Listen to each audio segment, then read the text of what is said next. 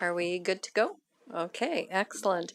I will call the Tuesday, November 8th, 2022 council meeting to order and to begin with the land acknowledgement that the City of Fort Saskatchewan is located within Treaty 6 territory and Métis Nation of Alberta Region 4, the ancestral and traditional territory of the Nihilwak, Dene, Blackfoot, Saulteaux, Nakota Sioux, and Métis.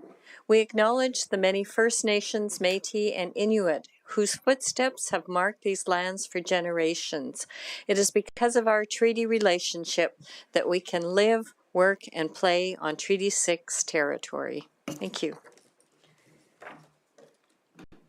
All right, the first item of business is approval of the October 25th Organizational Council meeting. I do require a motion.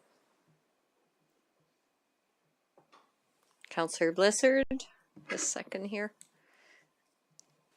Go ahead. I'd like to make a motion that we approve the minutes of the October 25th Organizational Council meeting. Thank you. Are there any errors or omissions? Not seeing any. I will close the motion. Please cast your vote.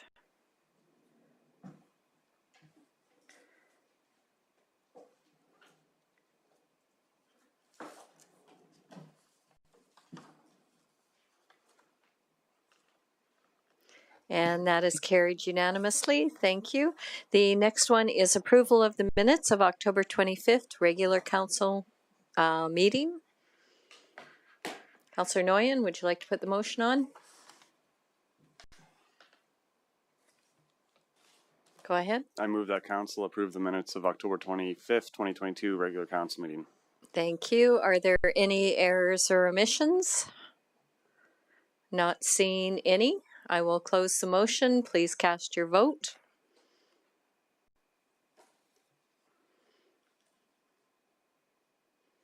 That is carried unanimously. Thank you.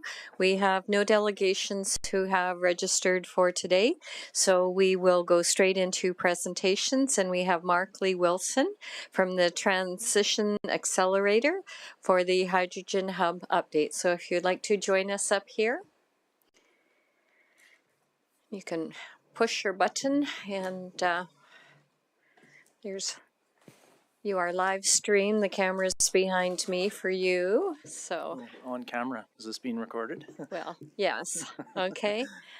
So we do have 10 minutes for your presentation, and then if there's any questions, we'll have those after. So welcome, Mark. Thank you. Thanks, Mayor. Thanks, Councillor. It's a pleasure to be here. So I'll be introducing the Edmonton Region Hydrogen Hub and why we're exploring hydrogen. I'll try and go through the presentation material quickly so there's more time for questions. But essentially, the hub was founded by the 5 municipalities in the region, including Fort Saskatchewan, but the same 5 municipalities of the Alberta Industrial Heartland region. And then there was matching funding from the province of Alberta and the government of Alberta. And we formed the leadership team with the mayors of the municipalities, as well as 2 of the chiefs of the adjacent First Nations, and a management committee that includes representatives from the municipalities, as well as other organizations from academia, economic development, such as Edmonton Global and Alberta Industrial Heartland, and the Transition Accelerator, which is where I'm from. So let's just try and advance slides. Not sure how it's not working. There we go. So the reason we're exploring hydrogen for the in general is this concept of reaching net zero emissions, and it really climate change negotiations have been going on for years.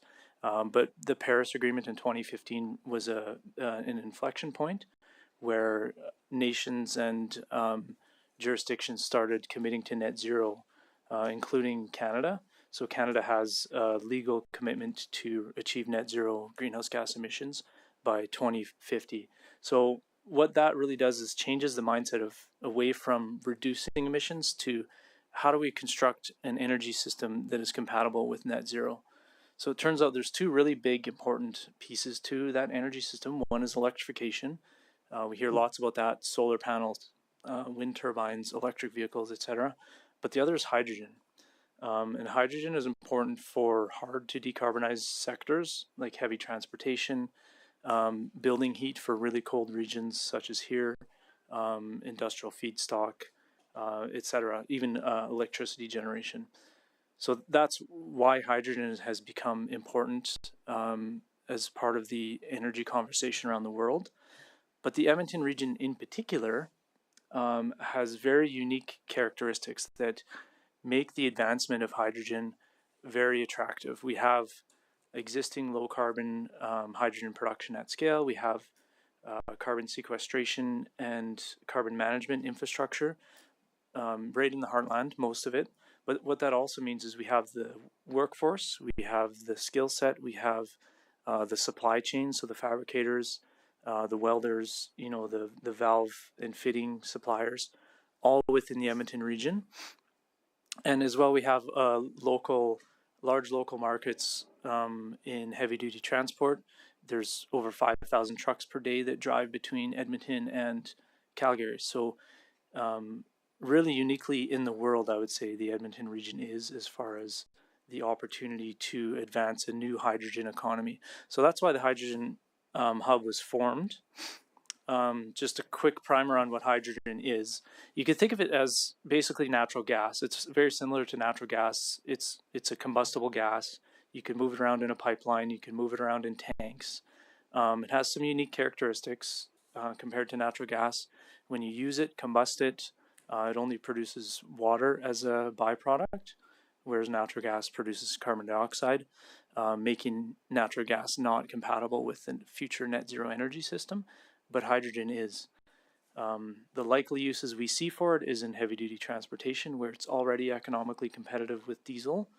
Other uses where it makes sense, like the Edmonton region, where we have low cost feedstock, are things like building heat and electricity generation. But the problem is right now all of the hydrogen that's produced in the region is used for industrial use. It's used behind the fence, I like to think of it. So refining, industrial feedstock, all of the heavy industry. But where we need to get to is this new value chain where hydrogen is accessible for all of these other hard to decarbonize markets. And to do that, the hub set out about a year and a half ago to understand how to use, make, move hydrogen, map out what the region assets are and what a possible pathway to a new hydrogen economy is for the future. So we've done that. We've done the base analysis, and we're focusing our next year and a half or so on bringing this vision to life and the economic benefits that would come along with it for the region. There are a number of key pilots and projects that are already underway, many tens of millions of dollars of investment from large companies like Suncor's, ATCO, but also very much cross-sectorial. There's trucking companies that are involved in hydrogen projects. There's the City of Edmonton and Strathcona County have each purchased a hydrogen bus with the intent of converting a large portion of their fleet over to hydrogen.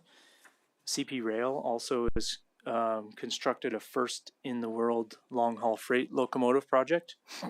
And this freight train is going to be traveling back and forth between Calgary and Edmonton. There's an Edmonton Clover Bar yard that they have.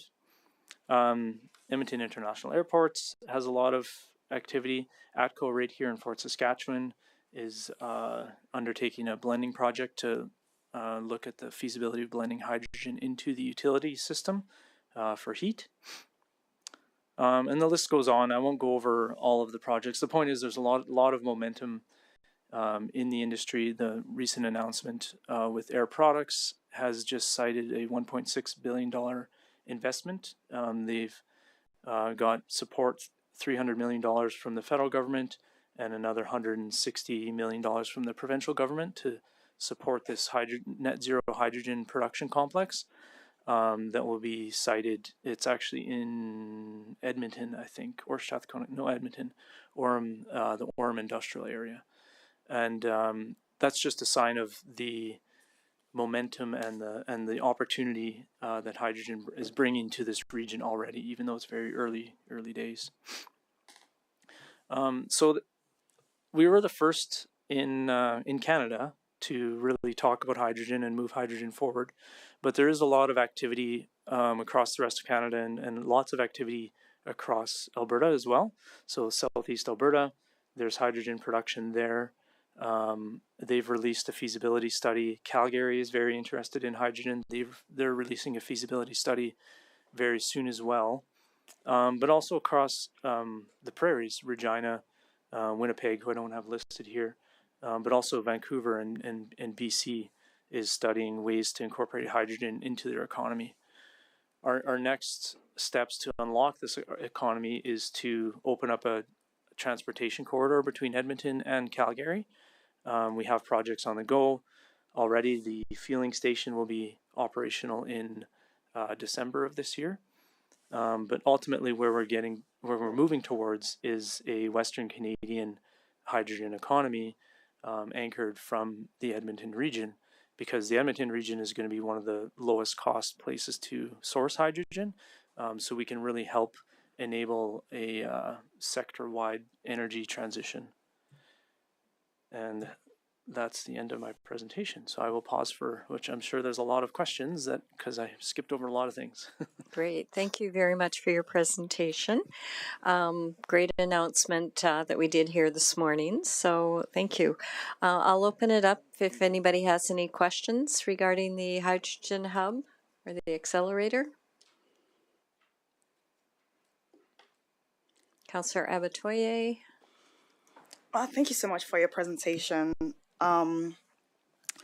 So as you went through your presentation, I'm actually really grateful that you talked a lot about all the things that are happening, you know, ATCO and all the industrial organizations that are doing work regarding that. So I'm just trying to understand what exactly is the mission of the Hydrogen Hub. You know, there's all these things happening all around the places, but what exactly is your mission? What are you trying to do? That's a great question, Councillor. Thanks, I appreciate that. I apologize for skipping over that.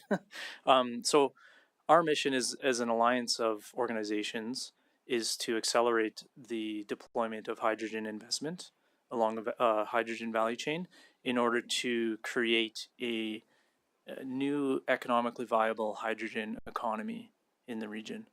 So new economy in heavy transportation, electricity, building heat, as well as exports and industrial use. Okay, so you're going to be working with all these different partners and figuring out how to streamline everything?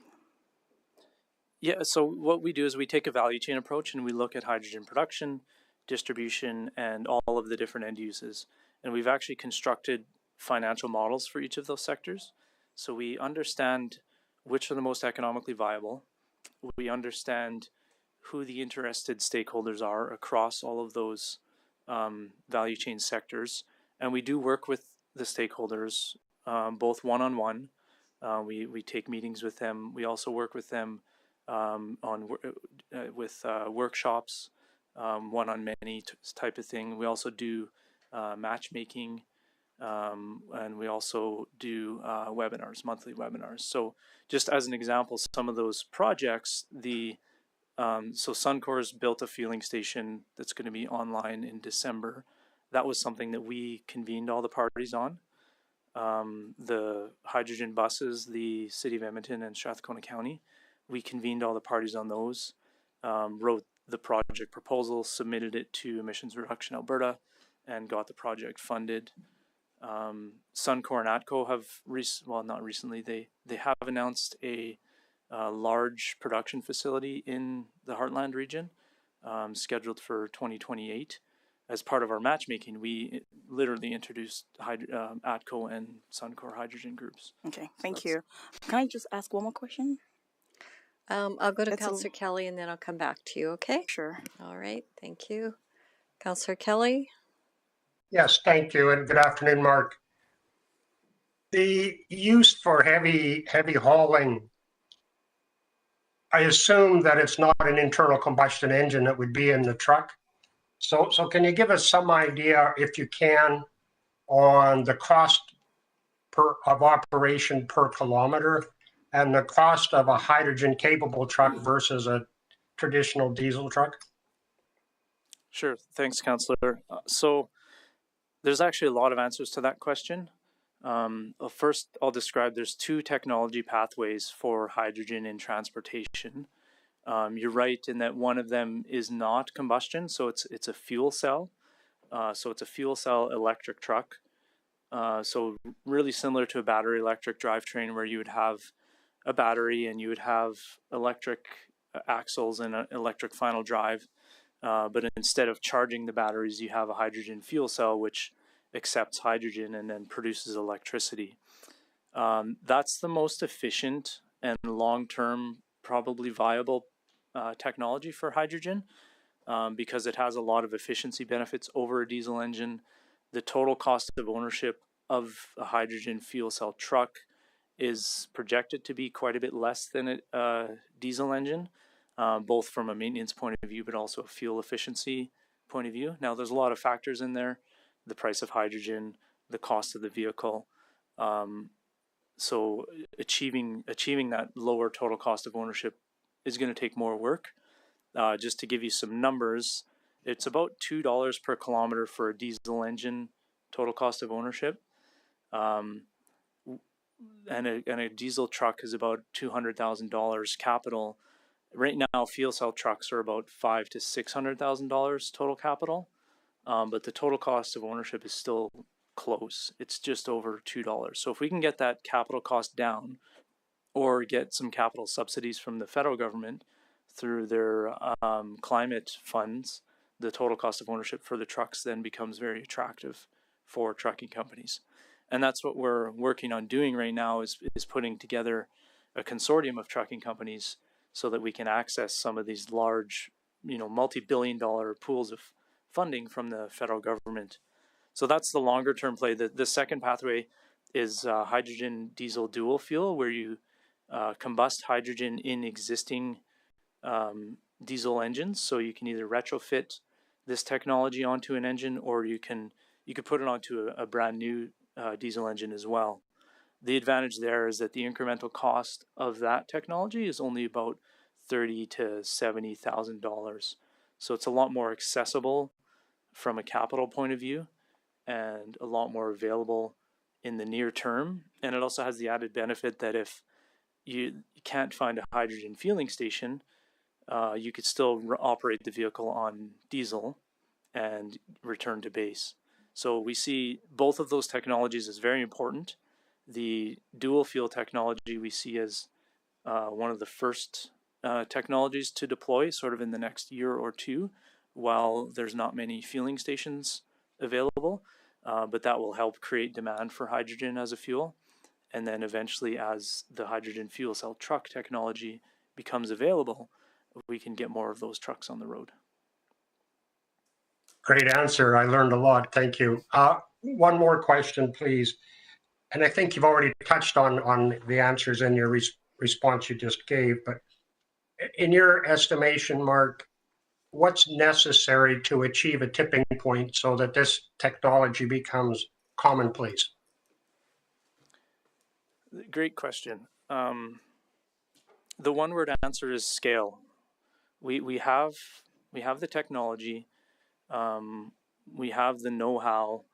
What we need is to get demand at scale in order to build fueling stations at scale, in order to build hydrogen production facilities at scale. And if we do that, then it's economically viable today, tomorrow, as soon as we can do that.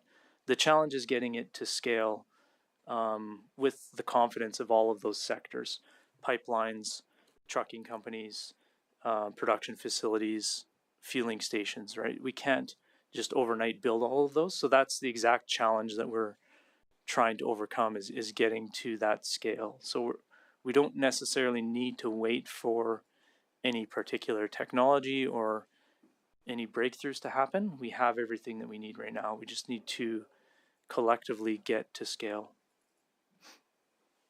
Thank you. Appreciate your response. Thank you. Go to Councillor Blizzard.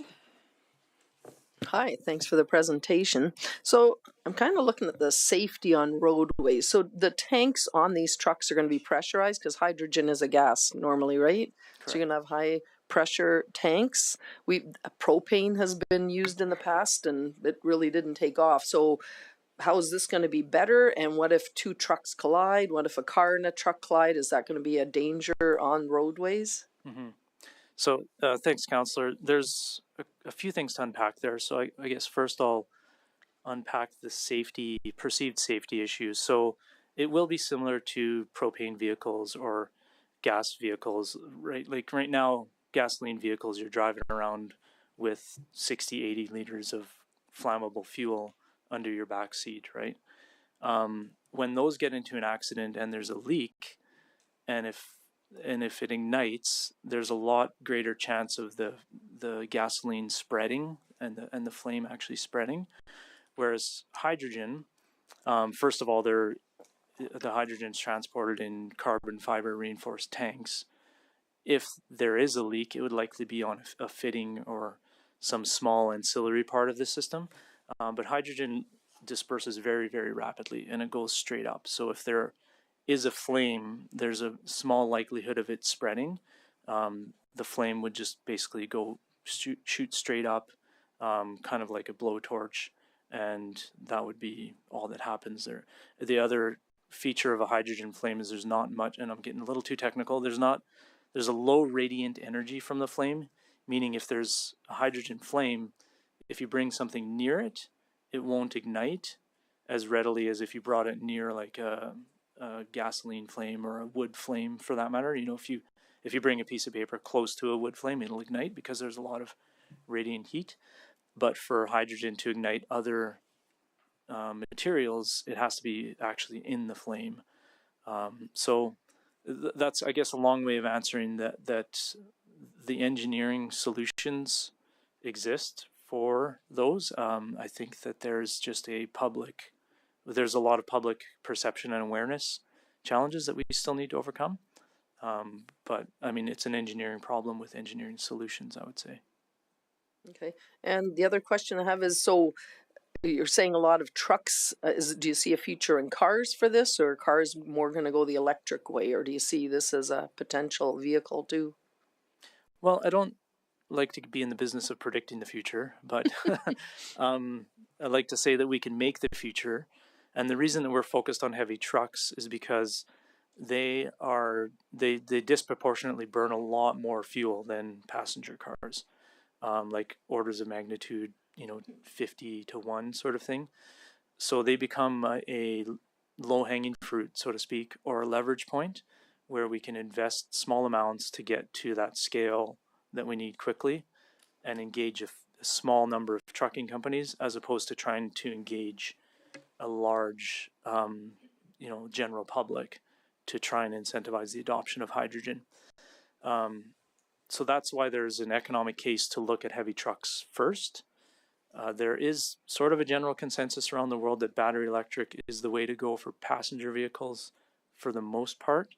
However, I would say there's still a use case for hydrogen passenger vehicles, especially in Canada, where we have long distances to travel. We have cold climates. We don't yet quite know how hydrogen fuel cells will perform in ultra cold climates. That's the purpose of the bus project. But we're fairly confident that they're going to perform much better than battery electric. So yes, I guess passenger cars could be a future option, but it's not something we're focused on right now. Thank you. Okay, Councillor Nguyen. Sorry. Yeah, thanks for your presentation today. I started clicking on some of the fun links to get more educated about the Paris Agreement and then the net zero emissions that the government of Canada has implemented. And I started thinking globally and kind of where we sit. So my question is on kind of the spectrum of innovation and leadership under the Paris Accord for this initiative. How do we sit? Are we maybe a pace setter in this field? Are we modeling after other successes that we've seen in comparable markets to ours? Mm-hmm. Great question, Councillor.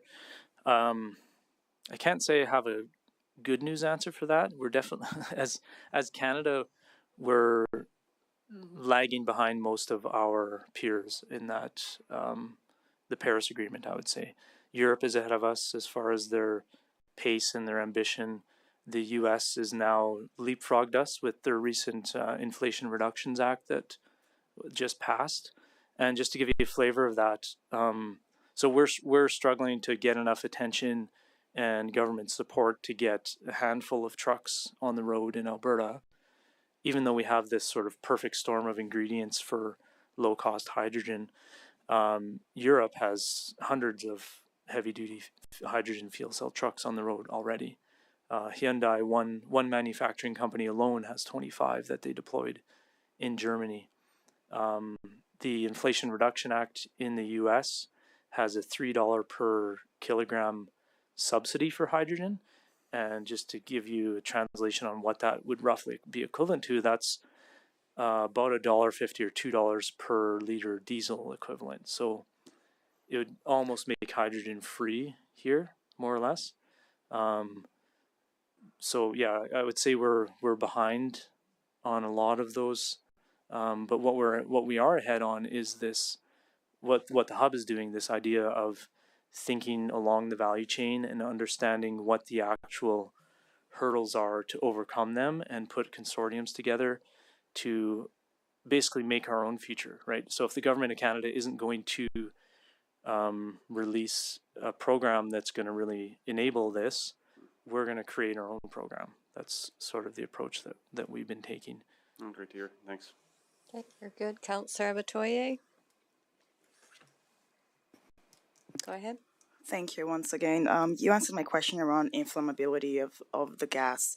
But my second question is around infrastructure. I know there is currently infrastructure that can be used, but it's also highly expensive to do. And I think you answered that, you said something about scalability. Like if it's been scaled, then obviously it can be readily available. My question is, as we go on with this project, how do we mitigate the cost to the end users for now without government support?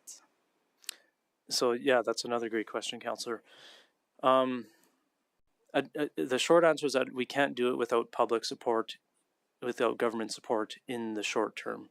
So there has to be this bridging period to get us to economically viable. And when we're economically viable to the end user, this is a world where the price on carbon is sort of universal across borders. So think of like carbon tax, but also carbon border tariffs.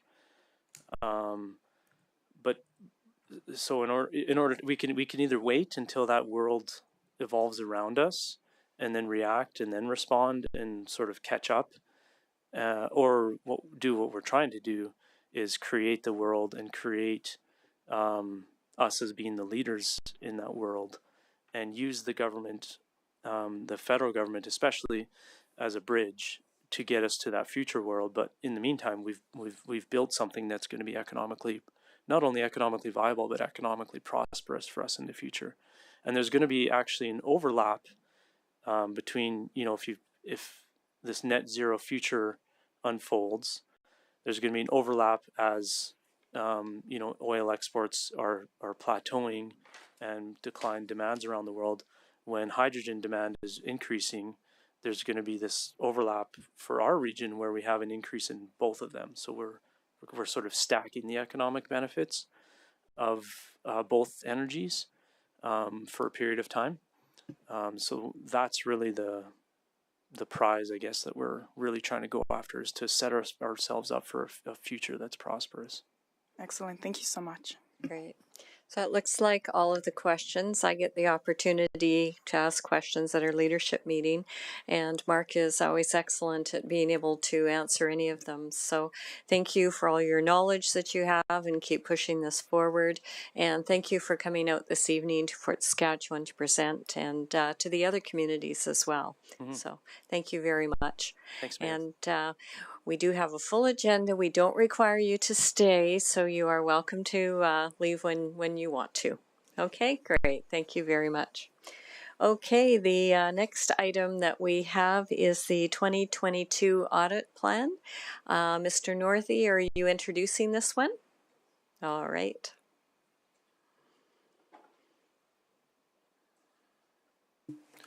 Good evening, Your Worship and members of council. I'm Clayton Northey, City's Manager of Accounting and Reporting, and this afternoon I am introducing Robin Eason, Lead Engagement Partner, and Taylor Roheiser, Senior Manager with KPMG, who will be presenting their audit plan for the city's financial statements and other documents for 2022. And with that, I'll turn it over to Robin, I believe. Great. Thank you very much, Clayton. We do have a document. Can I go ahead and share that? Yes, go ahead. Okay, great. Thank you. I can find it.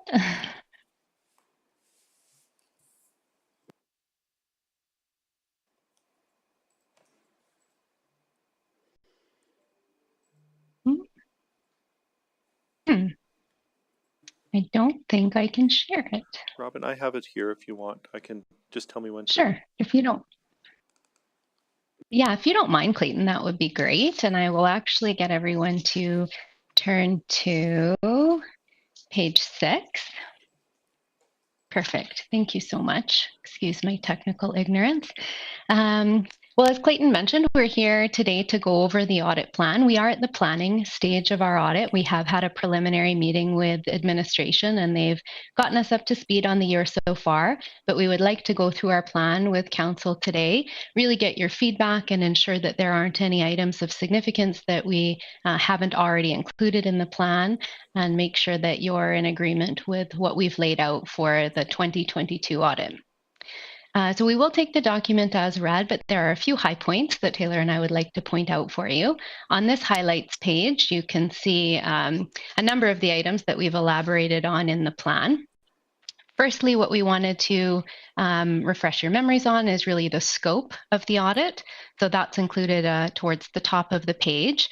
Within the scope of what we've been engaged for are the annual financial statements themselves, the financial information return, and we do also prepare some additional reporting on FCSS, your LAP reporting, and we are separately engaged to opine on the financial statements of the library. So all of that is consistent with prior years, and we will be executing that work this year.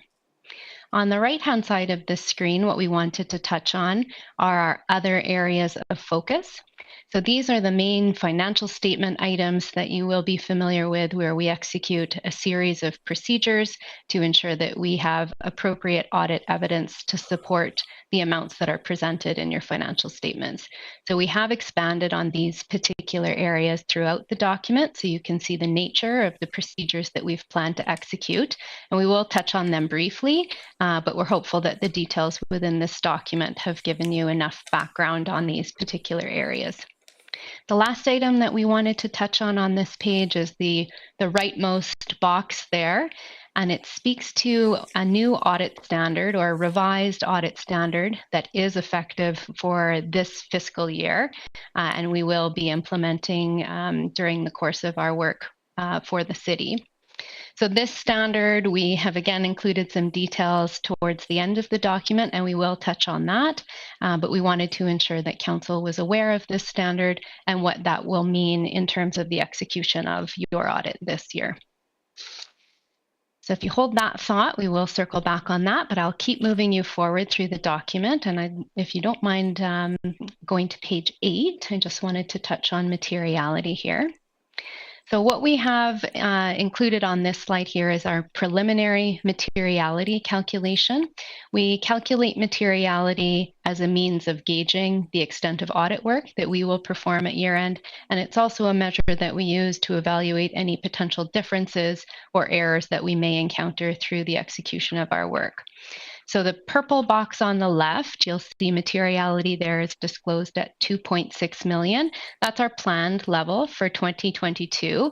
And we've based that on the blue column that you'll see there. So the benchmark that we've used is total operating expenses. That benchmark itself is consistent with last year, as is the percentage that we're using to calculate that. So it's around 3%. 3% of expenses is generating our materiality threshold of 2.6 million. The teal information on this slide is just context. Those are other available measures that in some circumstances we do use to calculate materiality. As it pertains to the city, we are still using the benchmark of expenses, which is consistent with prior years. I'll move you to page 9, and I'm actually going to pass it over to Taylor, and she'll walk us through this segment of the report.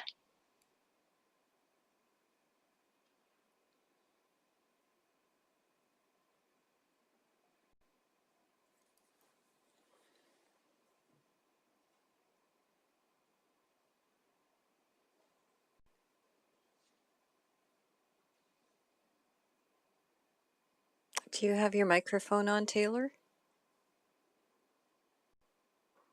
Is that better? Yes, thank you. Sorry about that. On page 9 and 10, we do speak about significant audit risks, and these are audit risks that we are required to address in all of our audits. So it's a professional requirement to address these risks. The first being the risk of presumption of management override of controls. We have outlined specific procedures here that we will execute as part of our year-end audit to ensure that this risk has been appropriately mitigated.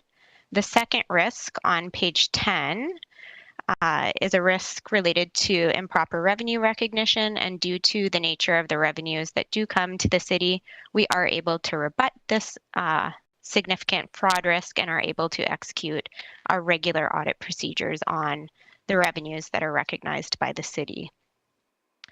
Pages 11 through 13 highlight areas of audit focus. So as Robin mentioned, these are directly related to financial statement captions, so numbers that you'll see in your financial statements, as well as financial statement disclosures. These areas of audit focus are similar to what you would have seen last year. There hasn't been any change or addition or elimination of our areas of audit focus. We've highlighted in the right-hand side of the screen the audit approach for all the areas of focus, giving you some detail on the procedures that we do perform. Primarily, we take a substantive approach, so we understand the processes and controls that are at the city for the various revenue streams, expenses, etc., and get a good understanding of what is occurring at the city. And then we do test items on a sample basis. So we'll test a series of transactions and agree those transactions to external support to provide appropriate audit evidence on the dollars that are recorded in the financial statements. We perform some recalculations and reasonability analysis, and of course make sure that everything is accurately reported in your year-end financial statements. So that's the detail that I'll go through on those few pages. Certainly happy to answer any questions if that wasn't thorough enough. If we jump ahead to page 14, that will be the next place we'll stop. Thank you. So this has key milestones and deliverable dates. So here you'll see an outline of our anticipated audit process, including meetings and when we will be out in the field. We have gone over this with management and are satisfied that we will ultimately meet your reporting deadlines, which of course is getting your information into municipal affairs come the end of April. So important dates are included on this slide. And then the rest of the report includes appendices that we've included for interest and to speak on. So I will first go to Appendix 2, which Robin touched on the highlights page. So the next few slides do give some detailed information on the new audit standard that is effective for the current year. Again, this is a Canadian audit standard, and it's really an audit standard for us and giving us some more rigor and guidelines around how to respond to assessed risk. It really is a more granular risk assessment, more robust risk assessment that we need to go through with all of our clients, focusing on the processes, the controls, as well as with a large focus on IT. Businesses and organizations alike have certainly been enhancing and relying more on IT systems and controls or service providers. So it's really bringing the audit standards up to speed or modernizing our audit standard and our audit approach related to those IT risks. So we anticipate having more discussions with your team directly related to some of these risk areas, as well as involvement of some of our IT professionals to ensure that we have a good understanding of the related risks that are present at the city. So the next few pages give you a little bit more detail on that standard. If we jump ahead to Appendix 4, which is something else that is new, but new for next year, thankfully, although I'm sure it's something that you've certainly heard of before. So this is a accounting standard that is effective for the city's 2023 year end, so not for the current year, and it's related to asset retirement obligations. So it's dealing with the legal obligations that exist when the city wants to retire assets. Again, it's applicable for or comes into play next year. However, the city is required to have comparative information, so information as at the end of this year, to include in your financial statements for next year. We do know that there is some budget dollars set aside, and there certainly have been some planning and preliminary discussions on this project by management and various individuals at the city. We haven't seen any formal assessment, but do anticipate that we will be working alongside with management as those assessments are undertaken to ensure that your financial reporting and your assessments are ready for next fiscal year end. So again, just want to make sure that that's still top of mind for the city, so we have included it in this year's planning report. That was all we had proposed to present. Certainly happy to answer any questions that Mayor Council may have. Thank you. Great. Thank you for your presentation, Robin and Taylor. So I will open it up to Council for clarifying questions. If there's something you didn't see in the presentation you would like answered, this would be the time to ask the question. So I'll open it up. And you may have done such a thorough job. Going once, going twice. That looks like there are no questions. So excellent presentation. So we look forward to the report when you come back. Okay. Great. Thank you very much. Great. Thank you. And thank you, Clayton. All right, we will move right on to our new business, River Road Realignment. Grant Schaefer presenting.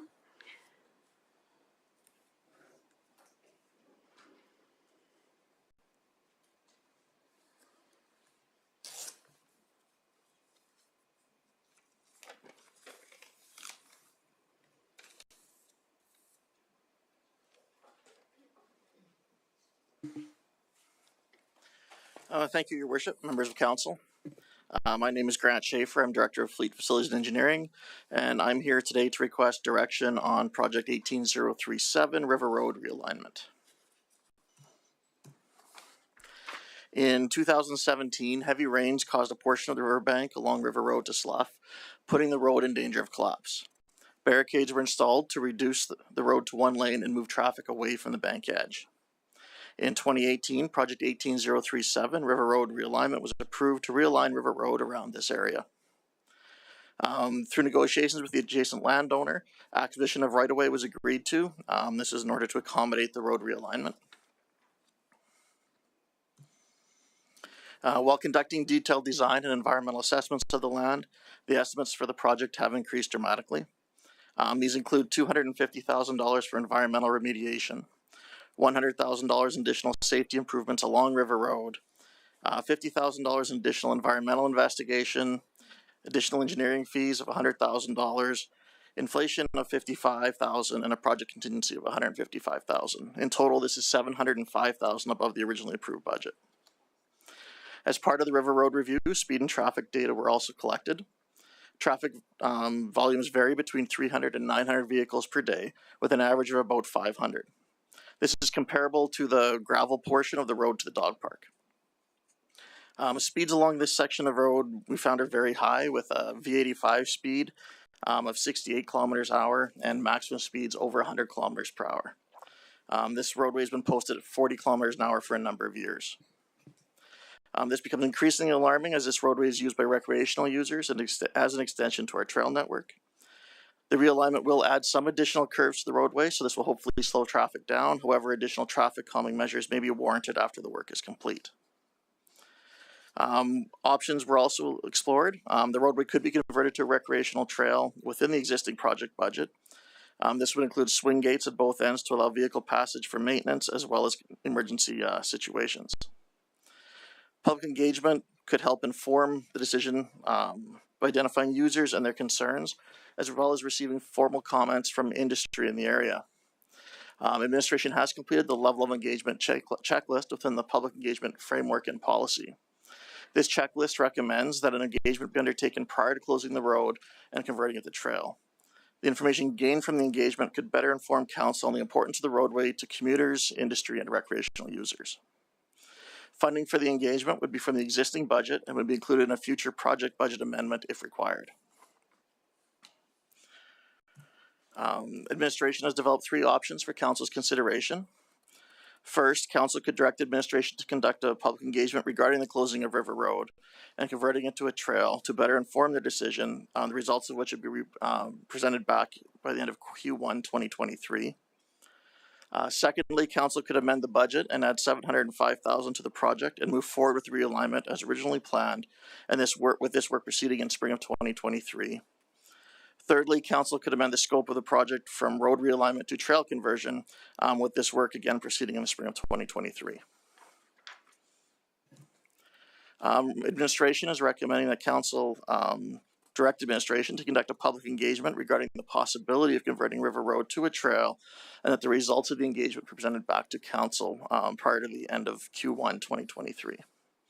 And with that, I'd be happy to answer any questions. Okay, thank you. I'm going to jump in for the first question. So if we already know that the public is abusing the speed limits and it's being used as a commuter route, what's the point of the public engagement?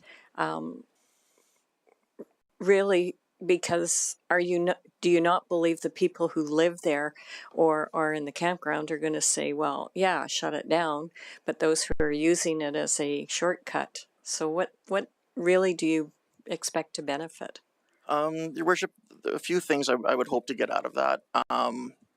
One is to try and get a sense of how many users there are, what users are out there, not just necessarily the campground or the commuters, but who else uses that trail. We know there's recreational users.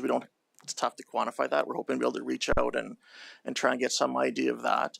And secondly, while we've had some informal discussions with industry, we haven't received formal responses in terms of does this impact their emergency preparedness or anything like that. We want to make sure that we have that formalized before we speak in terms of what their company policies may be. Okay, and then my second question, so would it not be safer for the people who are using that road for recreation, for the camping, for walking, wouldn't it be safer to have it converted to a trail at a certain point? Your worship, for those that are using it as a walking and biking path, it definitely would be a safer way for them to use that road or that area if it was converted to trail. Okay, got everybody on here. So Councillor Harris, you're next. Mr. Schaefer, so we're not proposing a formal road closure process as would be contemplated in the Municipal Government Act, correct? Not at this time, that's correct. Okay, so all we're doing is basically changing the use by limiting certain access over this right-of-way at this point in time. We're going for it. Is that what you're proposing? Your worship, Councillor Harris, that's correct. Okay, so if we were to close the road, which we have done on occasion, what would be the requirement relative to notification of the public engagements, and things of that nature? Your worship, Councillor Harris, without having put a lot of thought into that piece of it yet, but we would advertise it, set a date, set around some construction timelines so that we can add gates to close it off at the appropriate locations. There are still some safety improvements we'd have to make, whether it's a trail or a road, just along the riverbank in a few locations. So we'd like to set those things in motion and then set dates and commence that work. I guess what I was looking for, if we decided we were actually going to close the road, it can still be used as a trail, notwithstanding that it is closed as a road, then there would be a formal process to follow that. Is that not correct? And if so, would that require a public hearing? Your Worship, Councillor Harris, I guess that would depend on if we were going to formally close the right of way and do a full road closure bylaw on it or not. If we weren't going to do that piece, it could remain a trail on a road right of way, and then no formal process would necessarily need to be undertaken. What I'm trying to get at here is the fact that doing a public engagement, I'm not sure I see the value in doing a public engagement. So if we're just going to convert it, I'm just trying to understand if we decide we're going to actually close the road, legally close the road, take it out of the road inventory, if you will, and turn it into a trail, then what's the process that we would have to embark upon to actually do that in accordance with the MGA? Because I don't see the value in a public engagement because of the limited number of people. Your Worship, to Councillor Harris, if we were going to go with a formal road closure route, then yes, there would be, I may have to ask Janelle Smith do good to jump in if I'm wrong on this, but notification within so many meters of the area, and then as well it would lead to public hearings in a bylaw. Okay, well, that was like 4 questions. No, I'm going to go on to the next person and I will come back. I got to be fair to everybody. I'll put you back on the list. Councillor Macon, you're next.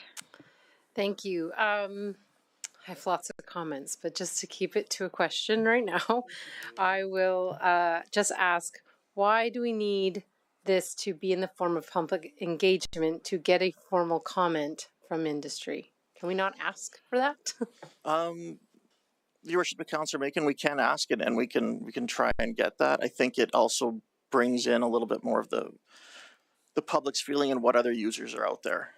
In terms of, that's where the public engagement piece, the formal industry comment, we could reach out and try and get. We haven't necessarily gotten any formal comments back when we have asked them in the past. Okay, that's it for me. You're good. Councillor Abatoye. Thank you for your presentation. Is there a cost to the public engagements? Are we using outside consultants or are we doing it in-house?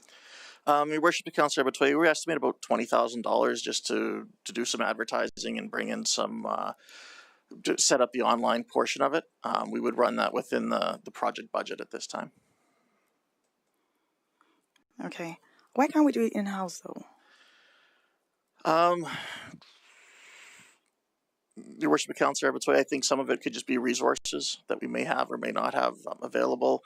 And as well as some of the specific expertise when it comes to the online portions of that.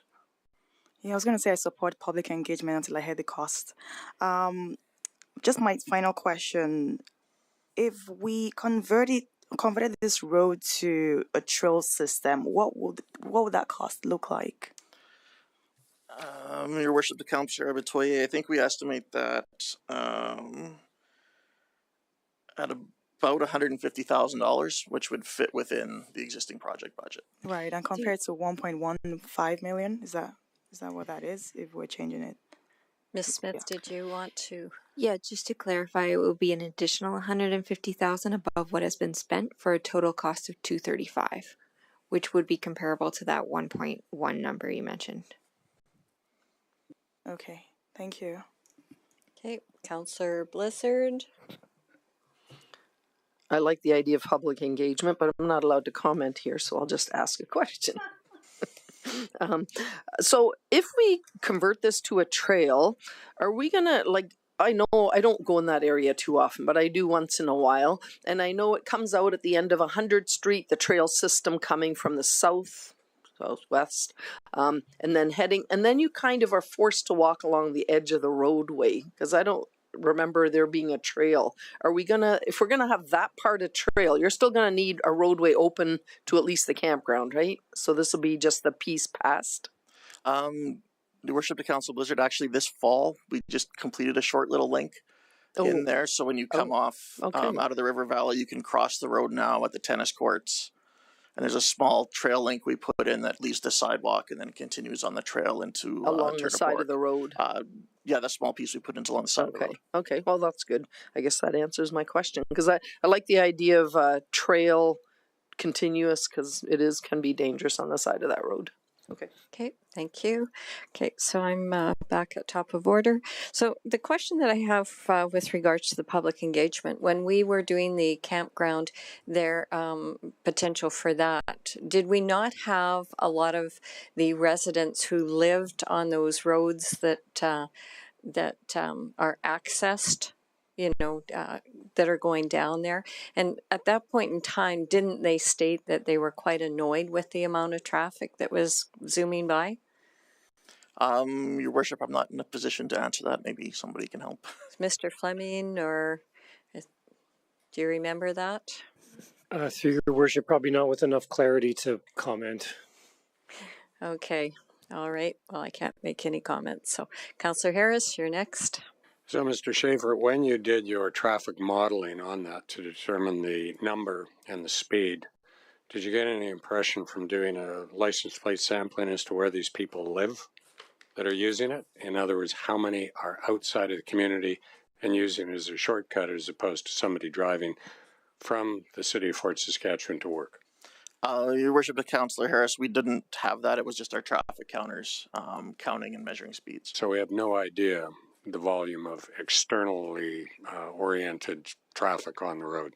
I don't have an answer to that. So that'd just be a guess at best. Okay, thanks. You're good. Okay, I'm not seeing any other questions, but I do have one more question, and it comes to the speed limit. So when we changed the speed limit to 40 in all the residential areas, what was the goal? Remind us again the goal that we are trying to, weren't we trying to get people off these smaller roads and divert them out to the highway? Just remind me again what your comments were. Your Worship, there was a few things there. First was to slow people down, so if there is an issue, you have more time to react, and any issues are less severe. And the other piece when we were doing the local roads was, and having other ones at 50 and at 60, was to create a hierarchy of roads, to bring people from the locals out to the higher volume roadways, to encourage that use rather than shortcutting through neighborhoods. Okay, thanks. Councillor Nguyen, I see you for a clarifying question. Yeah, thank you. Just given that we're looking at a motion here, we will be discussing the option of public engagement. Have you had significant conversations with the Lions Club, being as they would be probably the significant stakeholder down there, and they're wanting to go ahead with more projects? And have you received feedback from them about what they would like to see happen? And Your Worship, Councillor Nguyen, we haven't had that discussion as of yet. Okay, so that's something you'd be looking at covering under the scope of this. Thanks. Okay, you're good. So what is the wish of council? There are motions, there's alternatives. Go ahead, Councillor Blizzard. I'll make the motion. I'll make a motion that council direct administration to conduct public engagement regarding the possibility of converting River Road into a recreational trail, and furthermore that the results of the engagement be presented to council before the end of the first quarter in 2023. And in speaking to that, I think I already said I like the idea of public engagement. I think in a way this is otherwise some of the public could come back and go, what happened there? Just to let people know we're looking at this. They can have some input. I think it's good to get a feeling of what the up and down sides are, and maybe we'll hear from some of the residents to see what the idea is. Okay, thank you. Motion has been accepted, spoken in favor. Councillor Harris, you're next on debate. I will not be supporting the motion. I firmly believe that public engagement, when it's really necessary, is an important thing. But in this case, I think we've already come to the conclusion that this is an extremely expensive project if we didn't find a way to mitigate the environmental conditions that are in that area. And hence we would spend a lot of money. I think we already know that there will be a few people in our community, outside our community, that will feel inconvenienced by having to drive out to the highway, to drive to 119th Street to get into the industrial area. But I do not see that as a negative thing. Quite frankly, it's just finding another way to get to work. So engaging the public, we're going to be asking a question, what are we going to do if people say, oh, leave it open? Well, then we got to ask, are you prepared to pay in your taxes to actually do this project? So I don't see the public engagement as a worthwhile exercise in this case. I think we can make a decision as a council to close this for very good financial and operational reasons. And I think from a safety standpoint as well. So I won't support the recommendation. Okay, thank you. Councillor Macon on the motion. Thank you. So this one I'm struggling with, much like Councillor Harris, because although I am a strong supporter of public engagement, there are times when it is necessary and times when it is not. And I just look at this one and think, who is going to respond to this public engagement? And anyone who drives that road as commuter road is going to tell us not to close that road. You get 500 responses saying, don't close that road. That's how I get to work. What I really want to hear is from the campground and from industry, because my belief is that for $1.1 million, for that many cars that go by, that's a fifth of what it costs us to fix the first section of the highway for 10,000 plus commuters every day. So I'm not in support of leaving that open at a cost of 1.1 million. And I just don't know that we're going to get what we want out of public engagement. I do, however, not want to make a decision without understanding what some unintended consequences could be to industry, to the campground. I'm fairly certain I can understand what the commuters' concerns would be. So I don't believe $20,000 is worth what we're going to get back. I do think that we can reach out to industry and the campground to get what we're looking for in that regard. And as I said, I think that the commuter, what commuters feel, I think would be pretty clear. So I don't think that I will support. I'll listen to what other people have to say on it. But at this time, I can't justify the $20,000. I do think we can get the information we require to make a decision on council. Thank you. Thank you. Councillor Nguyen, and then I'll go.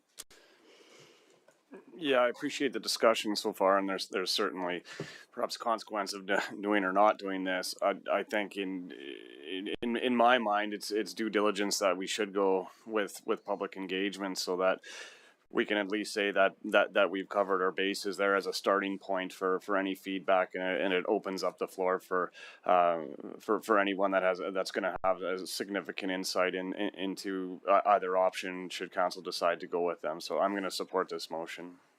Okay, thank you. I said I was going to jump in next.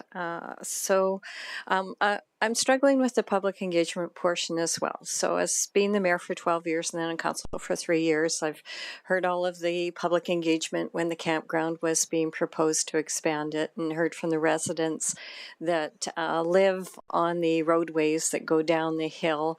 And when we talked about the campground expansion, their biggest concern was all of these cars that are flying by.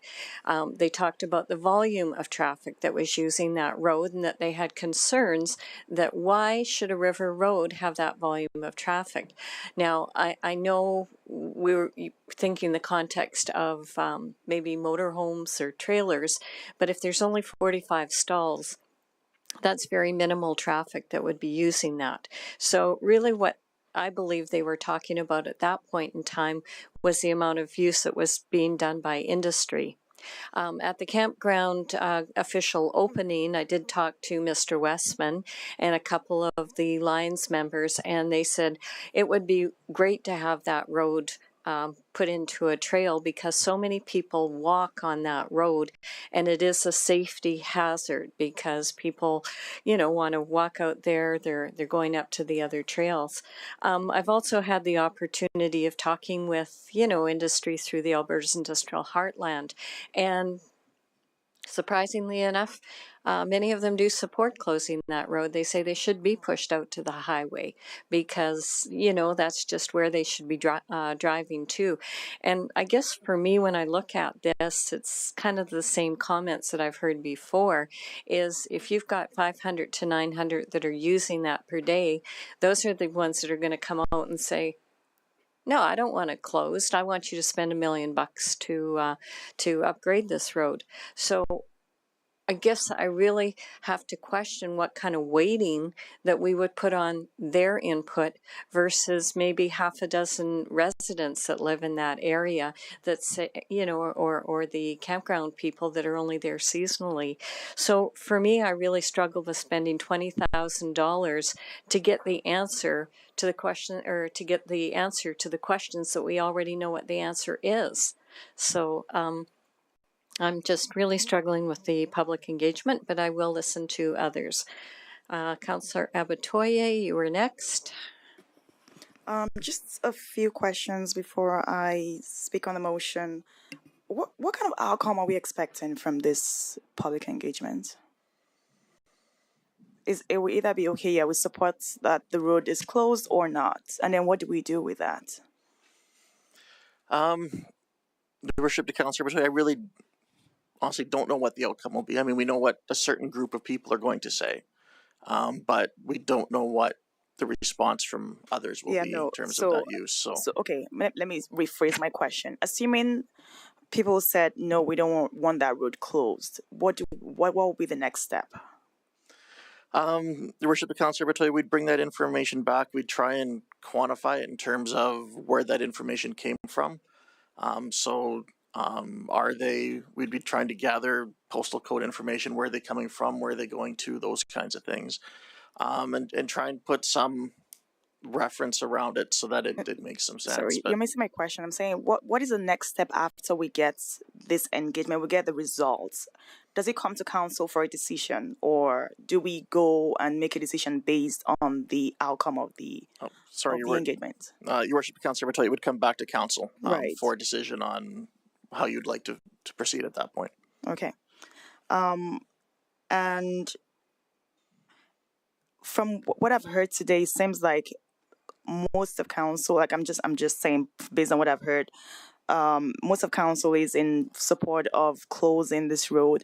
My other question is, actually I forgot, but I'm actually in support of doing public engagement. But is there any information that you think we could get as a result of the public engagement outside of being in support or not of closing the road? Like, is there any other valuable information you think we can get as a result of that engagement that's not yes or no?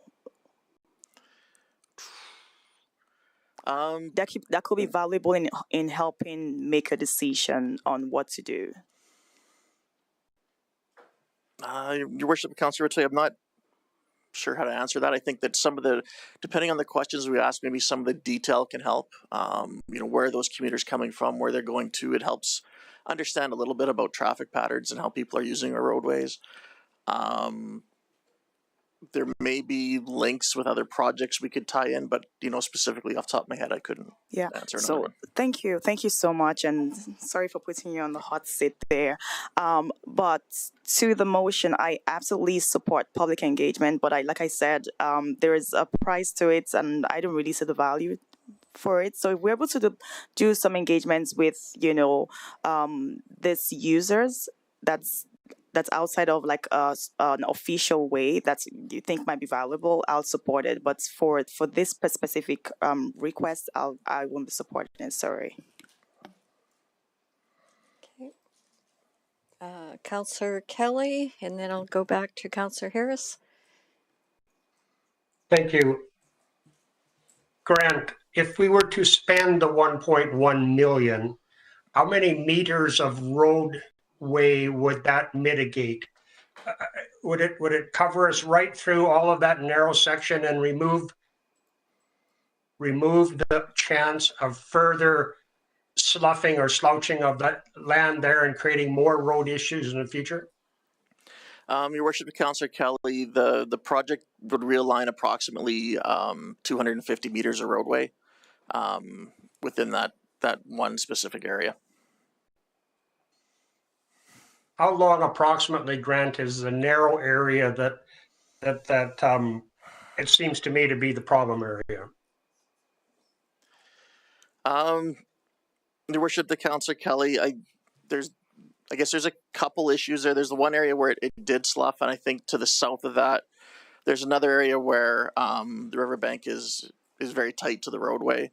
That section of guardrail that we were going to be putting in, or fencing, depending if it's trail, is about 1 kilometer long. So it's really tough to predict how and when the river will move.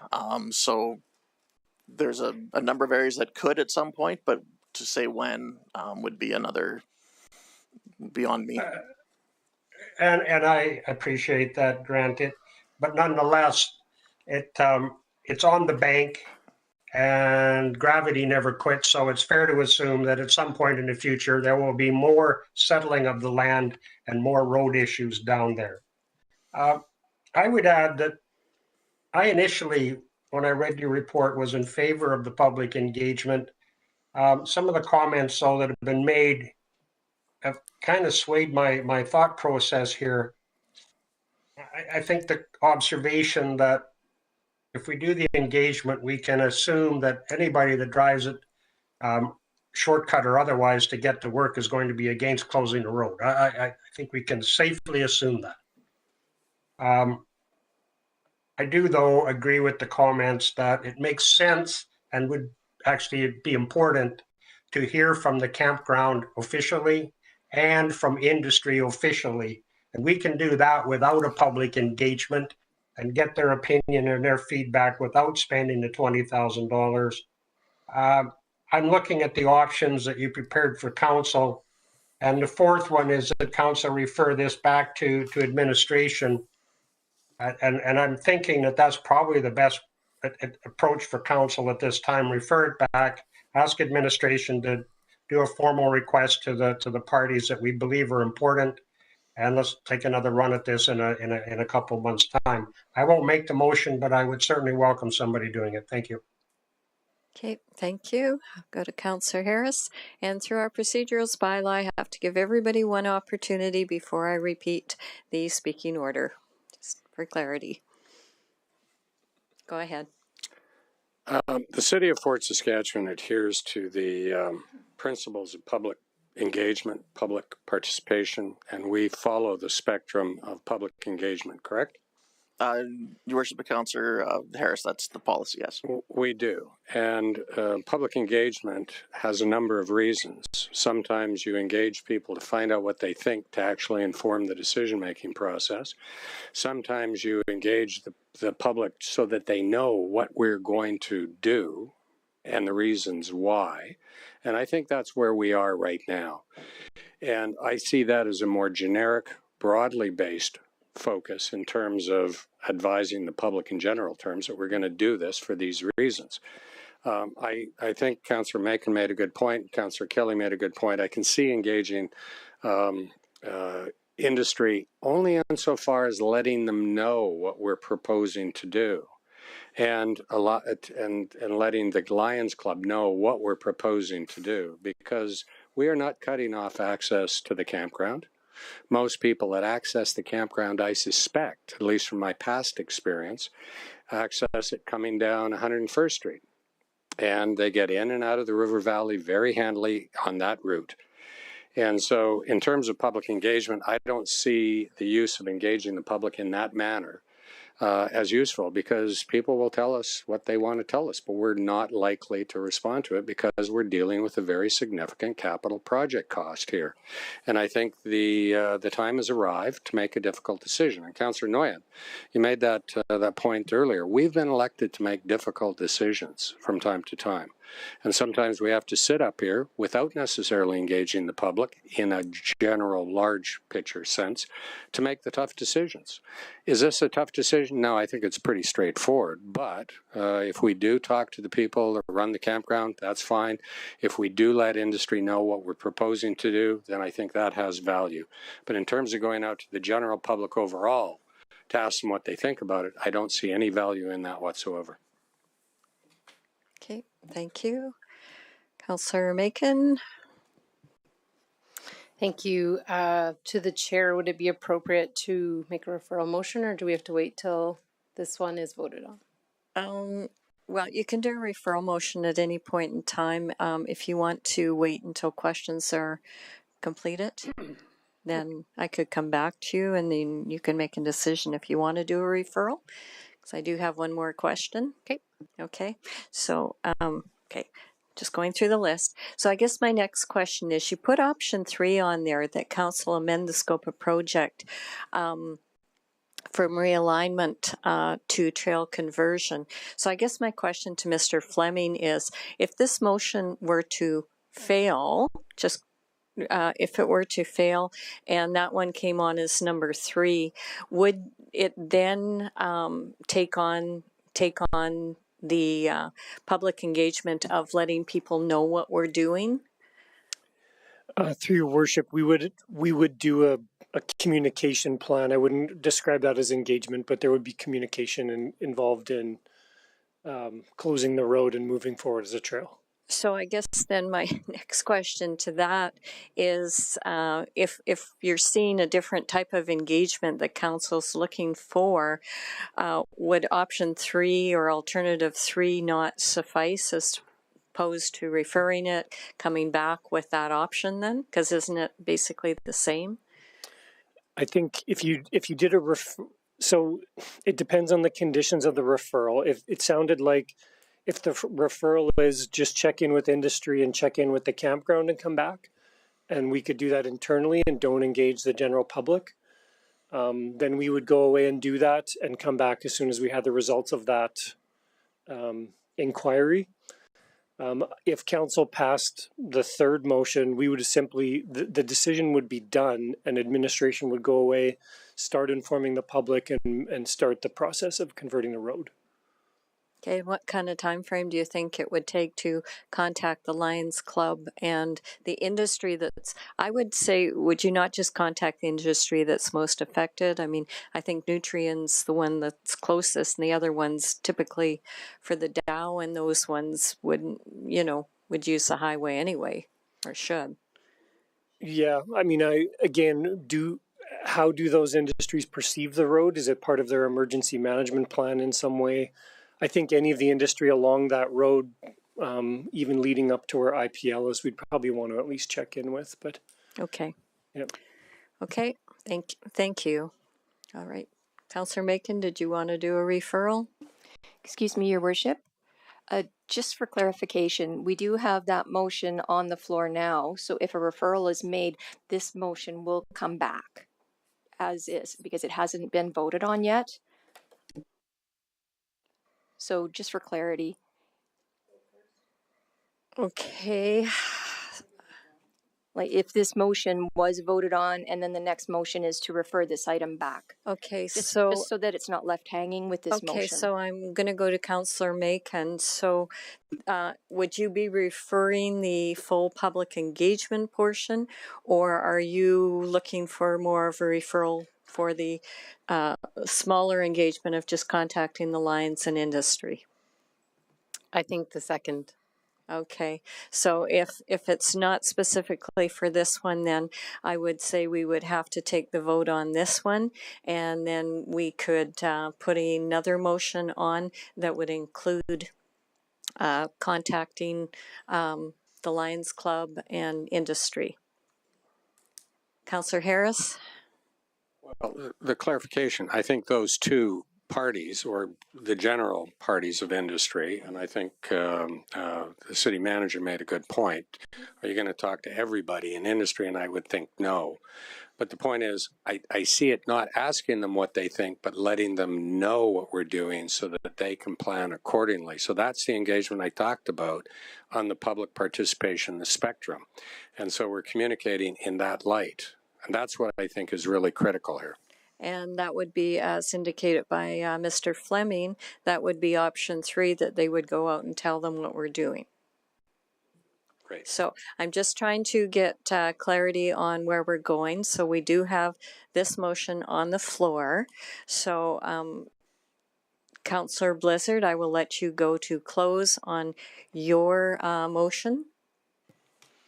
I still believe this public engagement is valuable, and I would think that the campground and industry feedback would be part of it, not just the general population, that they are part of the public in the industrial side of it that would also be engaged. So I still see value in it. I still feel that it's best to talk to people. No, I'm not all for spending that money, but if somebody maybe has really good reason why that road should be kept open, I think we should find out. I certainly don't think we should just let industry know. I think we should discuss it before we make the final decision. Okay, the motion is now closed. Please cast your vote.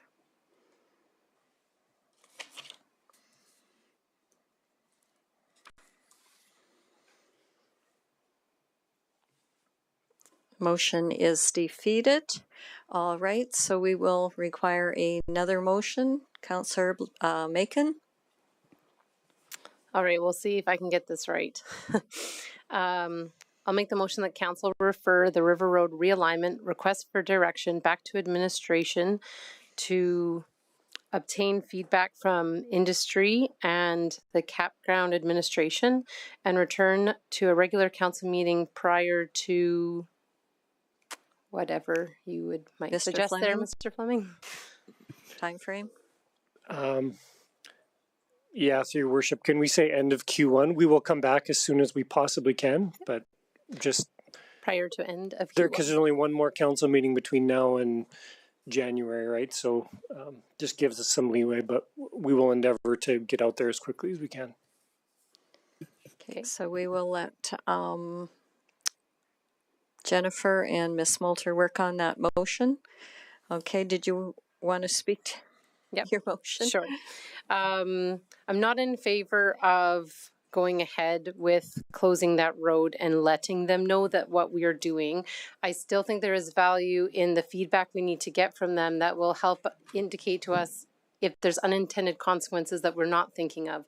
It was mentioned the industry safety plans, something we may not know about the campground. I think it is important to get that information before we close the road, just so that we don't do something that we can't easily change back if we find out something. So I do think that getting that feedback is really important to making this decision. And then otherwise, I believe we will have what we need as a council to go ahead with it. Okay, thank you. So the referral motion is open for discussion and debate. Councillor Harris? I'll support the referral motion. I think my point is quite clear. We can make decisions without necessarily engaging the public on every instance. But I think that there's some value in at least letting our industry and our campground operators know what we're proposing to do.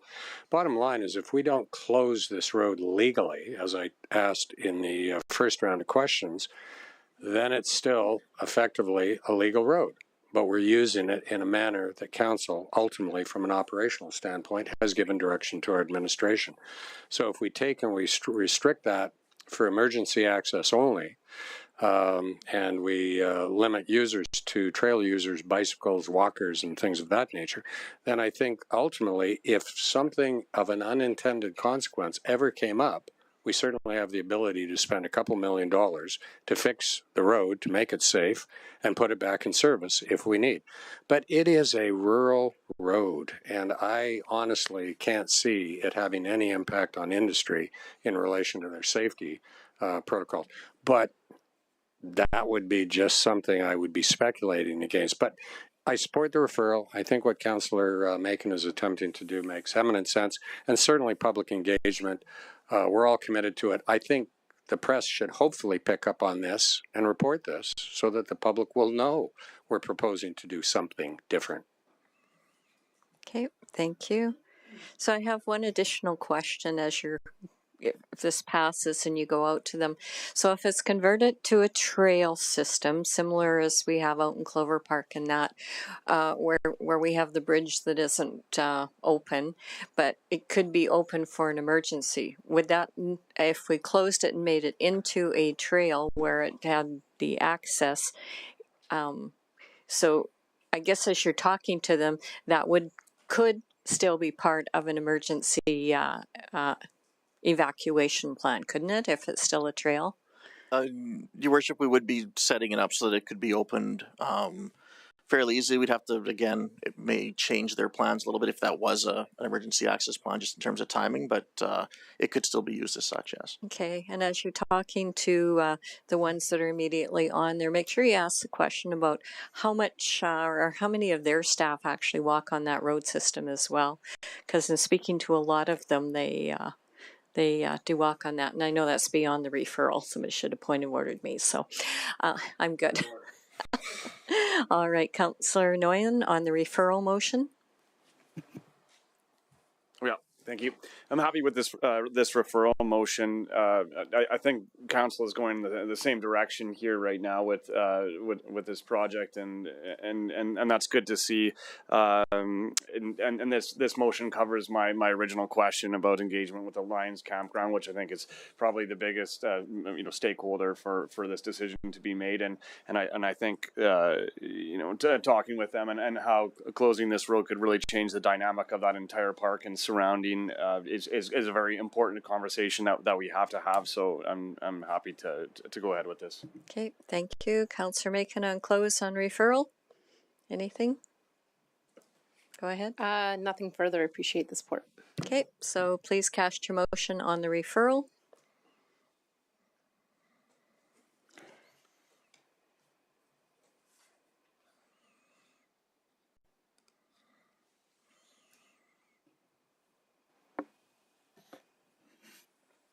Your worship, we just need Councillor Abatoye's vote.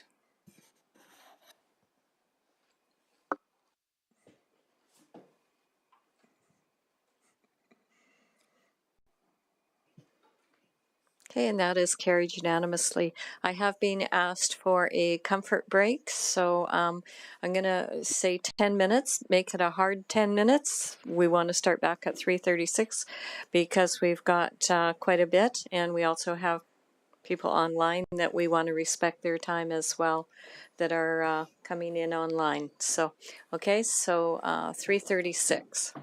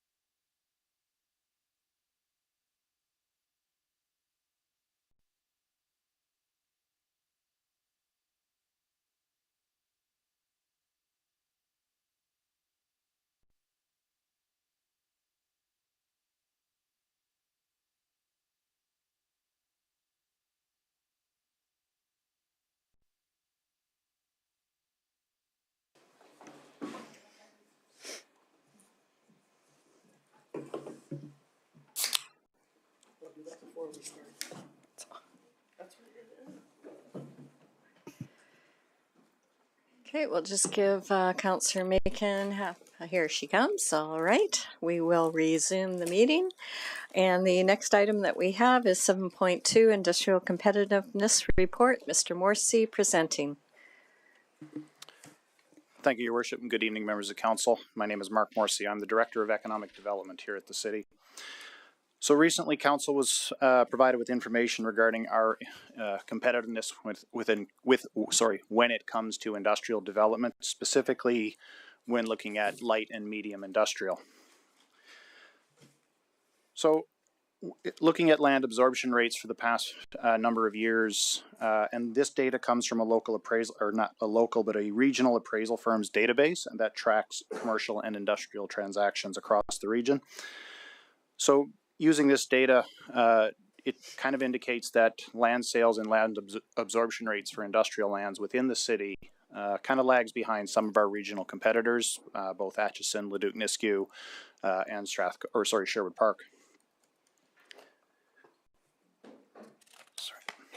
Kind of looking at it another way, if we look at kind of our annual absorption and look at it as a function of price, again, we appear to be doing just as good as Strathcona County, Sherwood Park, but when you look at the difference in price, the price that Sherwood Park is around the $750,000 an acre mark does kind of indicate why land sales have been lagging for that municipality, whereas our price is quite comparable to Leduc and Atchison, but their land sales have moved more than ours.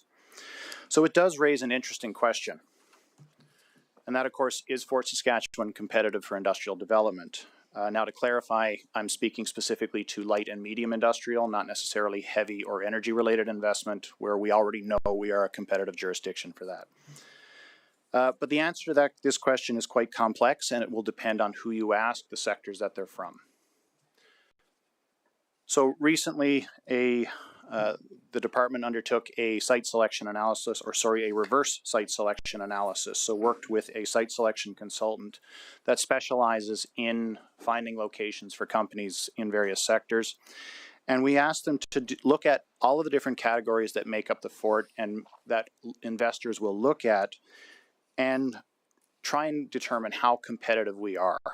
So the purpose of the reverse site selection analysis is to assess communities from a corporate projects perspective and to identify those target sectors where we may have a competitive advantage. So the process itself took a weighted average of different categories that investors will look at. These are in the pie chart on the right. Things like quality of life, population, demographics, workforce availability, educational attainment, tax regime, those types of things. And then it ranked us out of 7 regional comparators, and the results that they arrived at are there on the left in that table. And overall, they determined that we are probably around rank 3rd in the region in terms of overall competitiveness. Some of the numbers there you'll see employment specific or occupation specific employment, labor force availability, industry specific employment, ranked 4th and 5th respectively. Some of those numbers can be a little bit wonky, but again, the problem here is the source of data. It is fairly difficult to access realistic and accurate labor data for a region like Fort Saskatchewan within a metro region. So the problem here is not necessarily the process or the methodology or the study, it's actually the source of data that it's very difficult to get. Transportation and market access, that's not one that surprises us. We are a fair bit away from things like an international airport. We have constrained rail access, so these are things that are not surprising to us. So again, the weighted averages that were used as part of this methodology are an aggregate. They are averaged across what company CEOs have said are important to them. They are not industry or sector specific or company specific. So for example, transportation and access to market for a logistics company will be quite important and would probably rank more than 15%, whereas something like technology or knowledge-based industries will factor very highly on educational attainment and less on something like transportation and market access. So given these variations within each sector, it's difficult to kind of peg down how competitive we are overall. So based on the information provided, the report identified 5 sort of key target sectors that we should be focusing our efforts on, and that's as a department what we do. And these, of course, are plastic component manufacturing, specialty metals, battery storage, hydrogen, and agricultural processing. Now, again, these are kind of our top targets. These are not our only targets that we look at. These are kind of those sectors where we would be within the top 3 competitive sites, either regionally or kind of North America wide, and therefore the case is there is a clear business case for these types of industries. It's not a complete list. There are those sectors where maybe we fall outside those top 3 sites. Maybe we are 4th or 5th, and we could be part of the conversation. So from previous studies and previous things that we have done, we know that additional opportunities exist in certain other sectors: energy transition, circular economy, service and supply, construction, fabrication. These are areas where we see development moving forward in the Fort. We know we are at least a location of interest for investors in these sectors. So the question really is, can we increase our competitiveness across the board to be a consistent top choice for investors, not only just in these sectors, but those that where we're part of the initial conversation, but we get dropped off because maybe Strathcona or Acheson or Leduc presents a better business case. So, and again, our ranking right now is 3 out of the 7 that were looked at across the region. So the question becomes, how can we be a little bit more competitive, or are we satisfied with being where we are? And I think it was back in the mid-90s that Snapple kind of released their "We Want to Be Number 3" campaign. Obviously, they understood that they can't overtake Coke and Pepsi as the number one and number 2 beverage companies. So they strive to be number 3. Now, that was an interesting marketing gimmick. I don't think it was ultimately successful for them. It didn't pan out. So again, are we satisfied being number 3? I don't think that's the case. So again, it begs the question to what tools are available to us to increase our competitiveness if we need to. So of course, the obvious choice is incentives, as council has heard in the past, that incentives are help make us a better location. The Heartland Incentive Program was an example of that, where we understood and recognized that there was a competitive gap between us, the Gulf Coast, Pennsylvania, and other jurisdictions across the world. And then the work was put into it to determine what that scale of that gap was, what was it attributed to, and could we actually close it? And the answer was yes, we could. And we brought forward the Heartland Incentive Program, which council ultimately approved, and we are getting a lot of recognition and a lot of attention for that. But that's not to say that incentives are the answer every single time. So what we are proposing today is to undertake a study to look at how we can increase our competitiveness specific to an industry or a sector level, because right now we have high level information that's on a general level, but if we look at individual sectors where the Fort may be competitive, there may be situations where an incentive is warranted, or maybe there's situations where it is not. So we really need to drill down to that sector level, as was done with the Heartland Incentive, and provide more information. Because before we get to the decision to say, yes, we need an incentives, there are questions that need to be answered. And these, of course, are, do we need them? What value do we offer if we decide we do need one? And what other options are there? And then, of course, we try to understand, why are we really losing investment opportunities? So why are they choosing Leduc over the Fort? If it's the issue is simply marketing and creating awareness, then let me at them. I can do that. We have the resources and the tools we need. If there are some structural challenges, can we overcome them? And then, of course, obviously, we always want to know what our competitors are doing. So to gather this information, administration is recommending a report be compiled. There are a number of qualified consultants who can do this. We did a similar approach with the Heartland Incentive Program and the work that was done behind the scenes with AIHA and our regional partners. The outcome of the report will be to provide council with information to make an informed decision on what tools we can or should not be using. So these include benchmarking the city's competitiveness at a sector-specific level, identify potential challenges on a per-sector basis that impact investment decisions. Where there are competitive gaps, identify or attempt to quantify those, which would help inform an incentive level if one is decided that it's needed.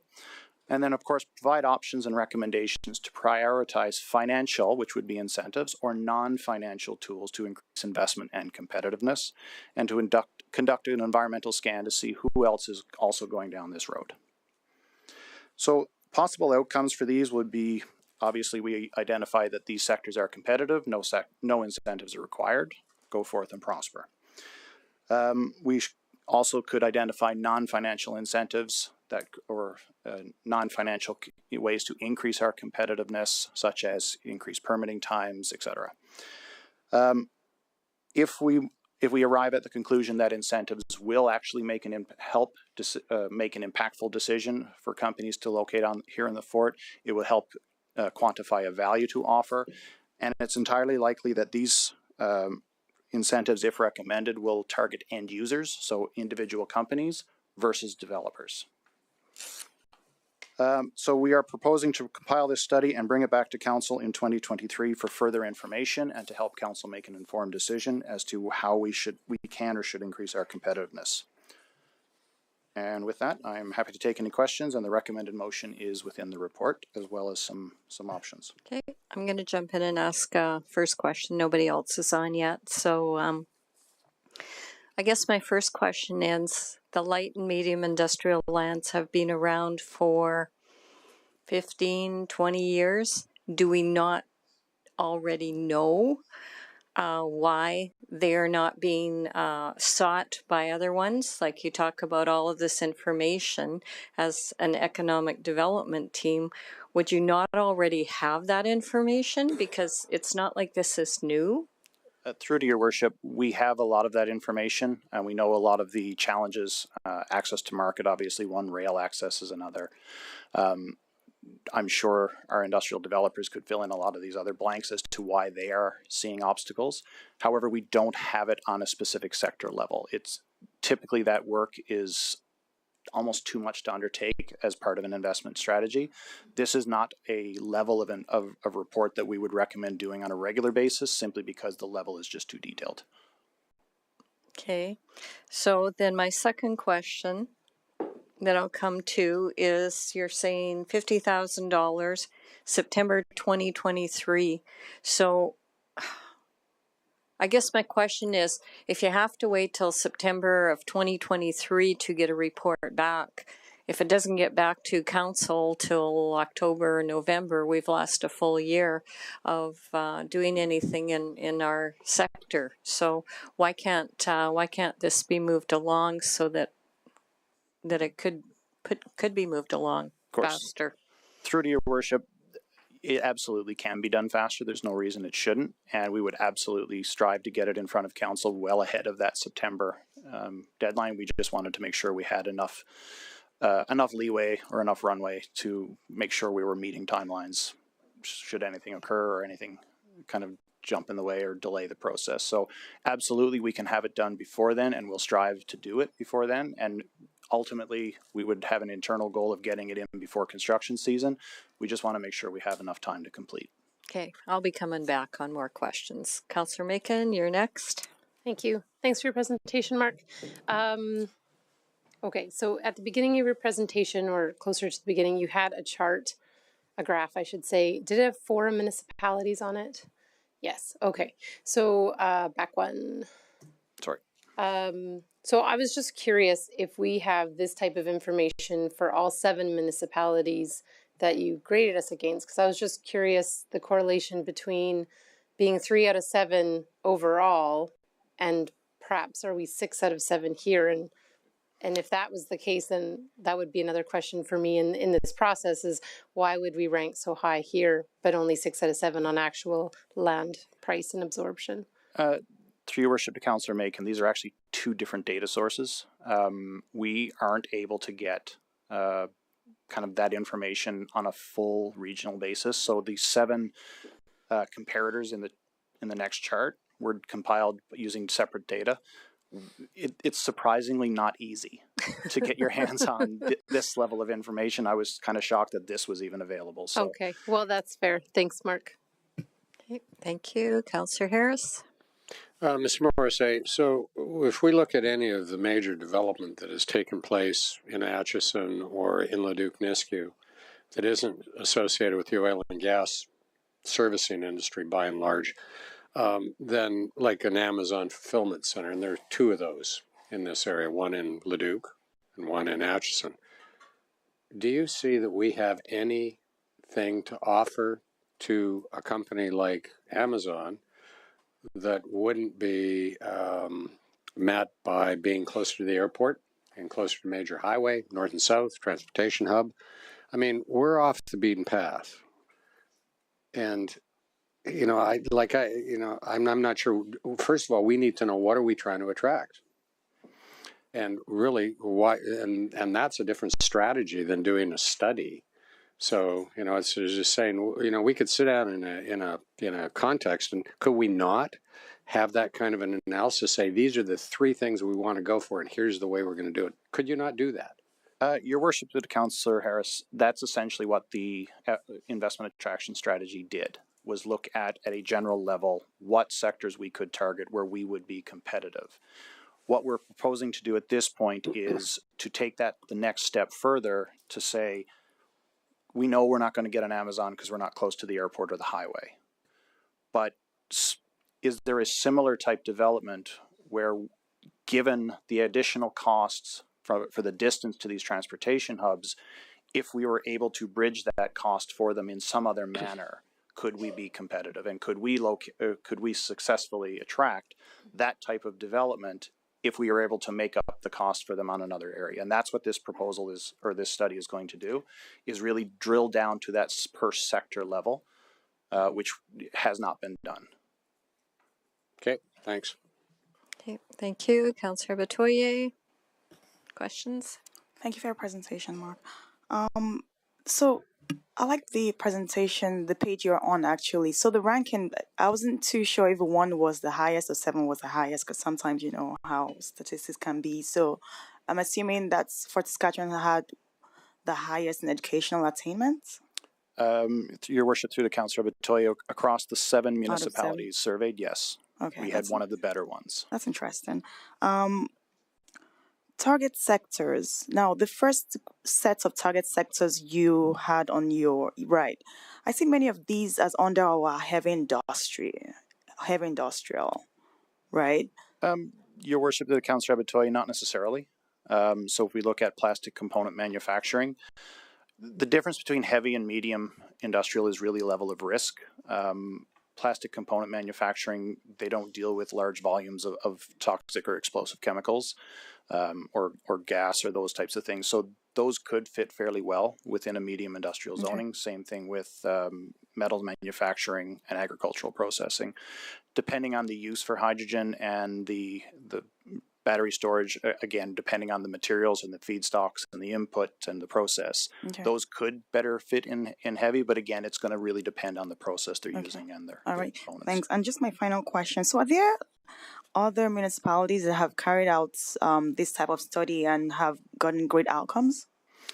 Your Worship, to the Councillor Batoye, most municipalities in the region with economic development staff and resources will conduct the level of study that we have done already. There are a couple that I'm aware of within the region that are now undertaking the step we're proposing today, but I'm not aware of any outcomes they've received yet. I still think they're very early in the process, as we are. Okay, thank you. Okay, thank you. So we'll go on to round 2 then. There's nobody else in there right now. So I said I was coming back. So when you talk about these are your target sectors, so you already know what your target sectors are. You're saying you want tools in the toolbox. And I'm coming back to these lands have been available for, I don't know, 12, 15, maybe 20 years. Why have we not got any tools in our toolbox already? Like, what are we doing to work with the development people? True to your worship, I'm not really sure what else information I can provide other than we are providing, or we're talking to individuals and companies within these sectors. We're working with our developers. We're providing the information. We are providing them the business cases in a lot of cases, saying here the information and the data that led us to these conclusions also becomes the talking points that we make when we talk to these companies. Hey, did you ever consider working in the fort? Here's all of the information that demonstrates you can be successful. A lot of the times it could be they do consider us, but we place third when they do the economic analysis. And so again, jumping to the next, or to that slide, okay, if we're number 3 and Leduc and Atchison are consistently beating us, how do we get into the top 2? Is there a tool that we can use? Currently, there are none when it comes to these types of sectors. For heavy industrial, we have a little more resources. But again, it's difficult for me to answer because I'm not privy to the decision making that companies make when they do consider us or other jurisdictions. Sometimes we ask and follow up. Sometimes they volunteer information. Other times we get ghosted. So I guess I come back to, so if you say we have the tools in the toolbox already, you say we're coming in second, third, or fourth, or whatever. So what is this further going to tell you to spend $50,000 on this? Or is the outcome going to be, yes, we know we're the bridesmaid all the time, that it is time to do an incentive? So I'm just asking, is that the ultimate goal? Because if it is, why are we wasting this much time? Through to your worship, the answer is yes. That is the outcome that we were hoping to achieve. Is these are tools that will get you into the top 2 when it comes to locations conversations, whether they be financial incentives or just other things that maybe there's things we haven't thought of that we could be doing. Okay, I'm going to go to, I've got Councillor Nguyen and then Councillor Blizzard, and I'll probably be back to you. Okay, go ahead, Councillor Nguyen. If a developer wanted to attract a light medium industrial in Fort Saskatchewan, why would they not conduct a study of their own to pursue these objectives? I guess, why is it the city's best interest, or why is it our job to do it as opposed to them? Your worship, to the Councillor Nguyen, there's no reason they couldn't. But not speaking, I can't speak for our developers, but I think they have enough on their plate already. And that is really one of the purposes that our department serves, is to gather and provide this level of information. It will benefit the developers, but will also benefit the end users themselves. So companies that will actually purchase land or lease space from a developer. So we're looking at a much more broader audience than the developer would. Right. And okay, thank you for that answer. And then I see we don't have a sector of light medium oil fields as a target sector, and obviously we have a lot of that industry north of us. Why aren't we adding that to the list? Your worship, through to Councillor Nguyen, I posed that question to the consultants who compiled the original survey, and they said when they look at the numbers, one of the things that was a bit of a challenge for us is it's a fairly full sector already. Okay. So it's just one of those served markets where there's not a ton of opportunity simply because there's enough players in that field already. That's one of the leading reasons. That's not to say we cannot continue, but in doing so, we could be creating competition for existing businesses. Right. Okay. Thank you. Councillor Blizzard. Whoops. Sorry. So, do you think by spending this $50,000 that we would get information there that would get us to 1 or 2 for more companies that are out there? Like, do you honestly feel it's a worthwhile investment? Because that's kind of what I see this as. Your worship, to the Councillor Blizzard, if I can borrow a phrase from earlier, I'm try not to be in the business of predicting the future. I'd like to think it places us in a better position because we have more tools in our toolbox than what we currently have, and it will provide council with more information so that if and when requests say we should, if you get a developer or you get a company in and saying, listen, if you offer an incentive, we can come here, council has more information to make a more informed decision at that point. Okay, thank you. Okay, thank you. There's nobody in the queue, so I'm coming back to you. So I guess the question, if you just said that we are better, your end goal is to have the data to come back to council and say, yeah, an incentive program would be the best. So are we not better off to spend our time directing you to work on an incentive program as opposed to going out and spending 9 months gathering some data that you apparently already know? Through to your worship, if council were to decide to go forward and develop an incentive program for industrial development tonight, what we're proposing would still be required work, because we still need to understand who are we offering the incentive to. A blanket incentive is not necessarily a great approach. How much are we going to offer? We need to understand what that competitive gap is. And to do that, you need to drill down to a sector level, because a logistics company might need XY incentive, whereas a fabrication shop might only need XYZ. So until we understand what the competitive gap is, I would not suggest or recommend we come up with an incentive. So this work will actually go a long way towards creating an incentive if council decides, based on the information we'll come back with, one is needed. Okay, and then I guess my next question, I kind of asked before, you've got September 2023. Could you not consider having that done in the second quarter of the year so that you can at least get back to council, some decisions could be made?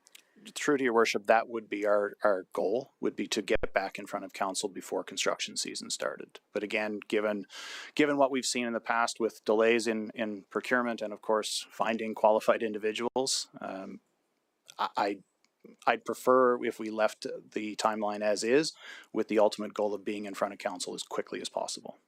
Okay, thank you. Not seeing any other question. I'll make some comments when we get to it. Oh, did you want to put the motion on? Oh, we got to fight for a motion here. I was excited about this Go ahead, motion. Councillor Nguyen. So I'll move that council direct administration to compile a study that identifies obstacles and challenges to attracting investment within specific sectors to our industrial lands, benchmarks the city's competitiveness for each sector, quantifies any competitive gaps that may exist within these sectors, provides an environmental scan of what other jurisdictions are doing, and recommends options and priorities for financial and non-financial tools to encourage investment.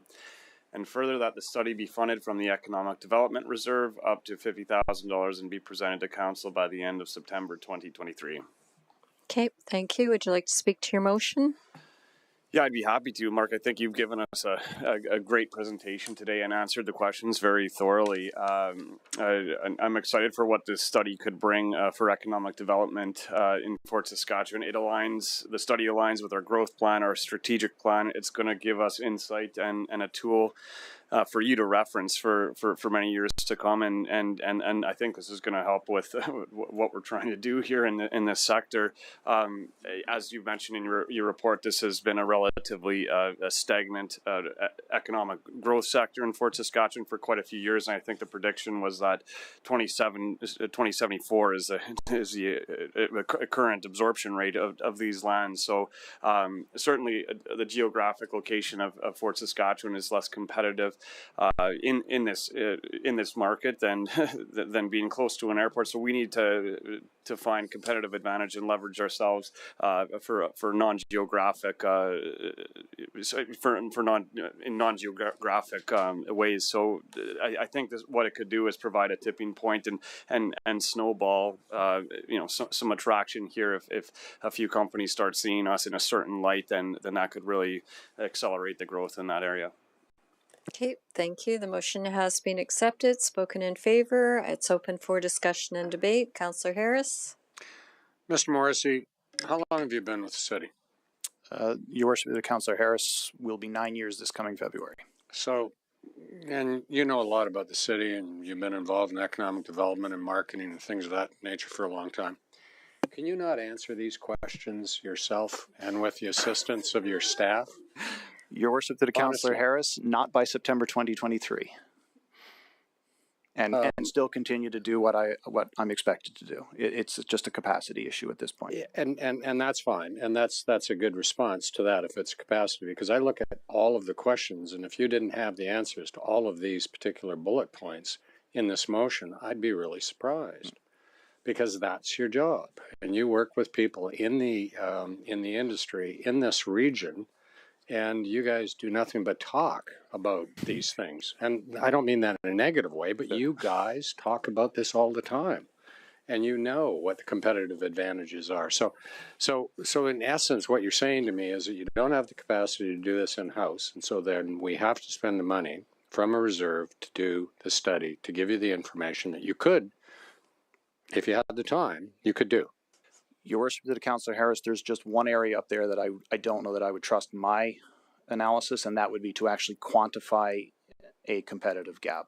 It's something I could probably do and could probably pull a team together, but definitely not within a reasonable time period. Well, just suffice to say, I have great faith in you and the members of your team to be able to pull together this type of information.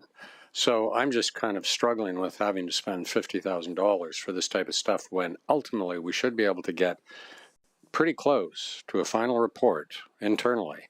And if it's that important relative to how we deal with the attraction of new players or investors to our light industrial area, then I would suggest that should be one of your most pressing priorities going forward, as opposed to everything else being a pressing priority. So anyways, those are just observations, and I don't mean it in a negative context. I'm just trying to understand how best to get the value out of this relative to this expenditure of the funds. Okay, thank you. Councillor Abatoye on the motion. Yes. Whoops, sorry. Councillor Macon, can you go off and come on again? Go ahead. Okay, thank you. Just want to first of all commend the Economic Development Department for how you guys have been innovative and evolving and coming to council all the time, asking for more money, but, you know, continue to move our community forward. And I think it's important for us to continue to figure out how to attract and retain business in our community, and I think this is an excellent way for us to do that, especially seeing how the light and medium industrial has been so slow. We definitely have to find creative ways, and I think doing this study will help us unlock opportunities for growth and figure out what we lack in our toolbox, like you said, whether it's policy-wise or whether it's incentives, we don't know, but whatever, you know, we can bring forward to close those gaps, you know, and, you know, bring those businesses here, I think it will be important to, especially because I think Fort Saskatchewan is very unique, especially in our location, and you know, just figuring out how to attract those businesses will be very important. So thank you for bringing this, and I definitely support it. Okay, thank you. I'm next, and then Councillor Macon. So I'll support the motion based on some of your comments, but I'm just going to say, you know what, these lands have been available or ready for so many, not even ready for so many years. I mean, it was Mr. Adler that actually invested the money to put water and sewer over there. And you know, I recall back, I mean, I've been on council since 2007 now, and I remember the amount of marketing and stuff. So, you know, it's frustrating for me that we are now this many years later, and we're just at this point in time.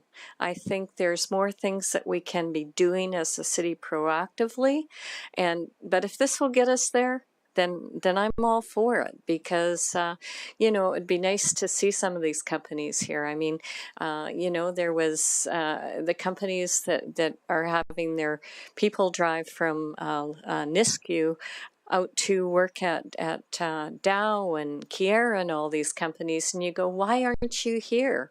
And you know, there hasn't been an answer. So I struggle with the why, because I mean, council over the years has said, look, you can pick the size of parcel you want, you can do this.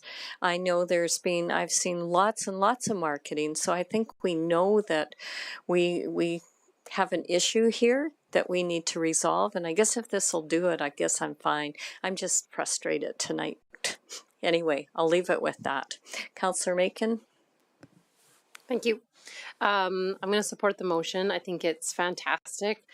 We need to support development of our light and medium industrial areas. If we get out of this report what we're hoping to, then that money will come back to the city tenfold. So investing in really getting this information, understanding what we can do to be more competitive is truly very important to ensuring that we're moving forward in a way that makes our city attractable, so for residents and businesses. So I will support the motion. I think it's fantastic, and thank you, Economic Development, for bringing it forward. Okay, thank you. Councillor Kelly? Yes, thank you. Mark, I support your initiative here, and we'll vote accordingly, but I have a couple questions. The company that owns the light industrial land, developable land along Highway 15. They also own properties or development property in Atchison, I think, as well. Is that correct?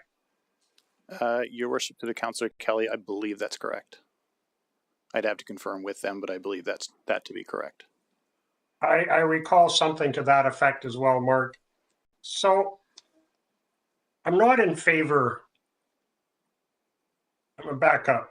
Business attraction is one of the most important things that I think council should do to ensure the long-term sustainability of our city. I'm not in favor of rushing out to do incentive programs. We need to understand the exact nature of our competitive disadvantage and try to address those concerns. An incentive program, when you're at a competitive disadvantage, will accomplish really nothing, because Atchison, with a selling price of double ours, will just add a small incentive and still retain all of the sales they have at a much higher volume and value. I think we need to understand where we are. I think we need to come up with a plan to address the shortcomings in our competitiveness. And I think this is a step forward in that direction. And for that reason, I support it.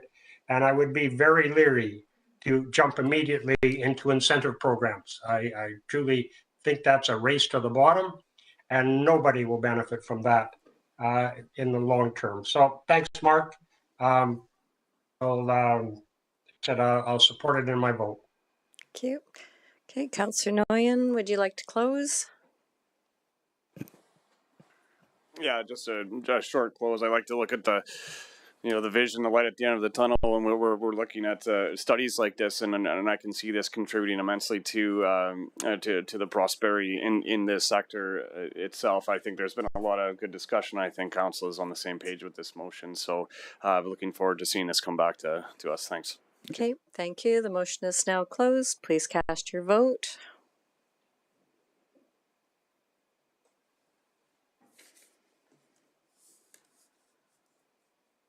That is carried. Thank you.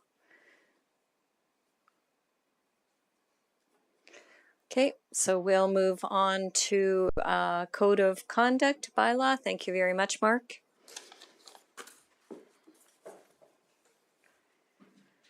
Ms. Bolter presenting.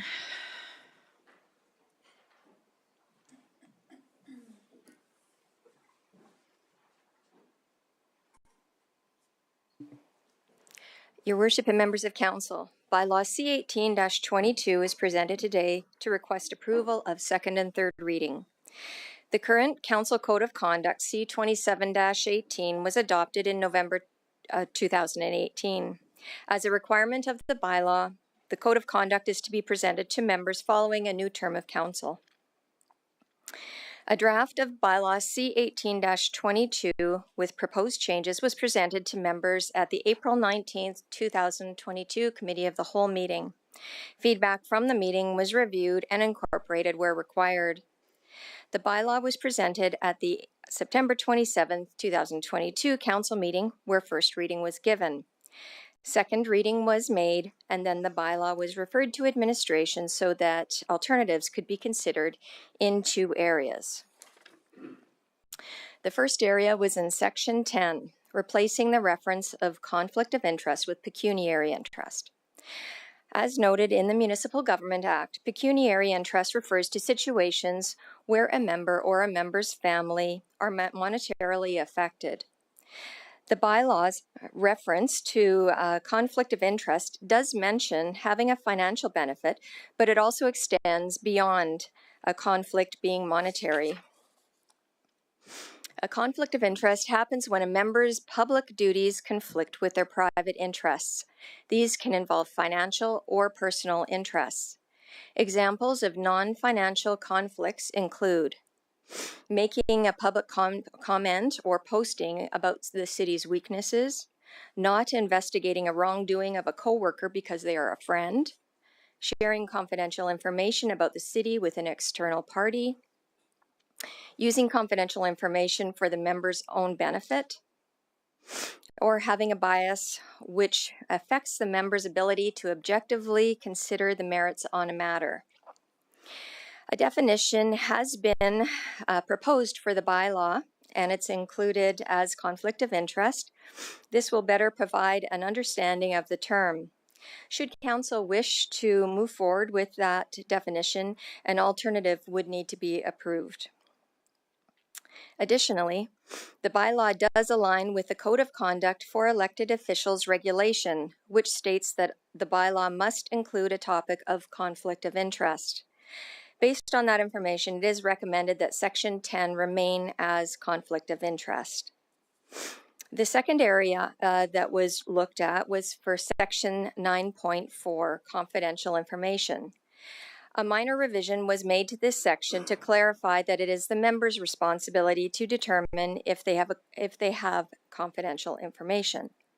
Additional wording was included in Section 9.4.2, resulting in discussion from the September 27th Council meeting.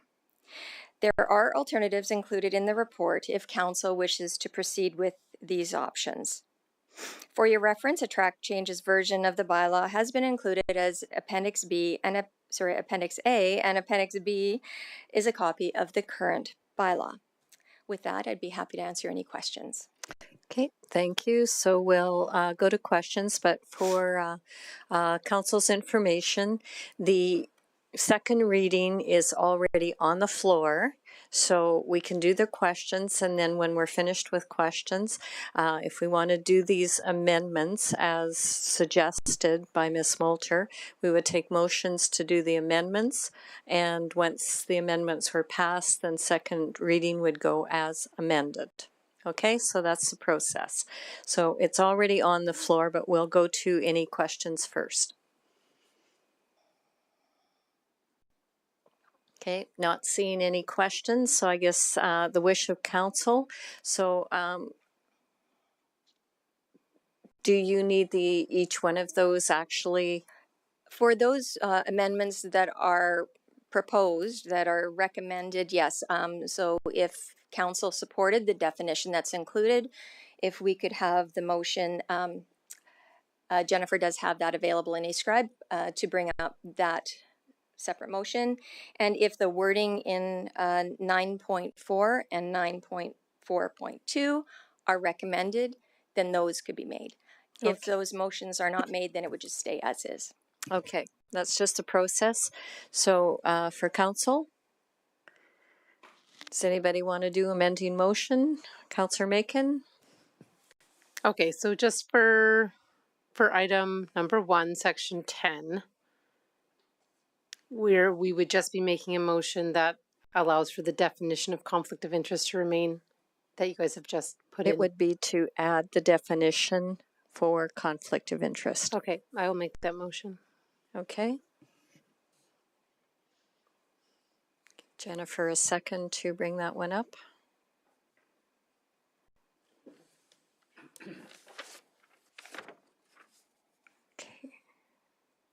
Okay, do you wish to speak? The motion is up there.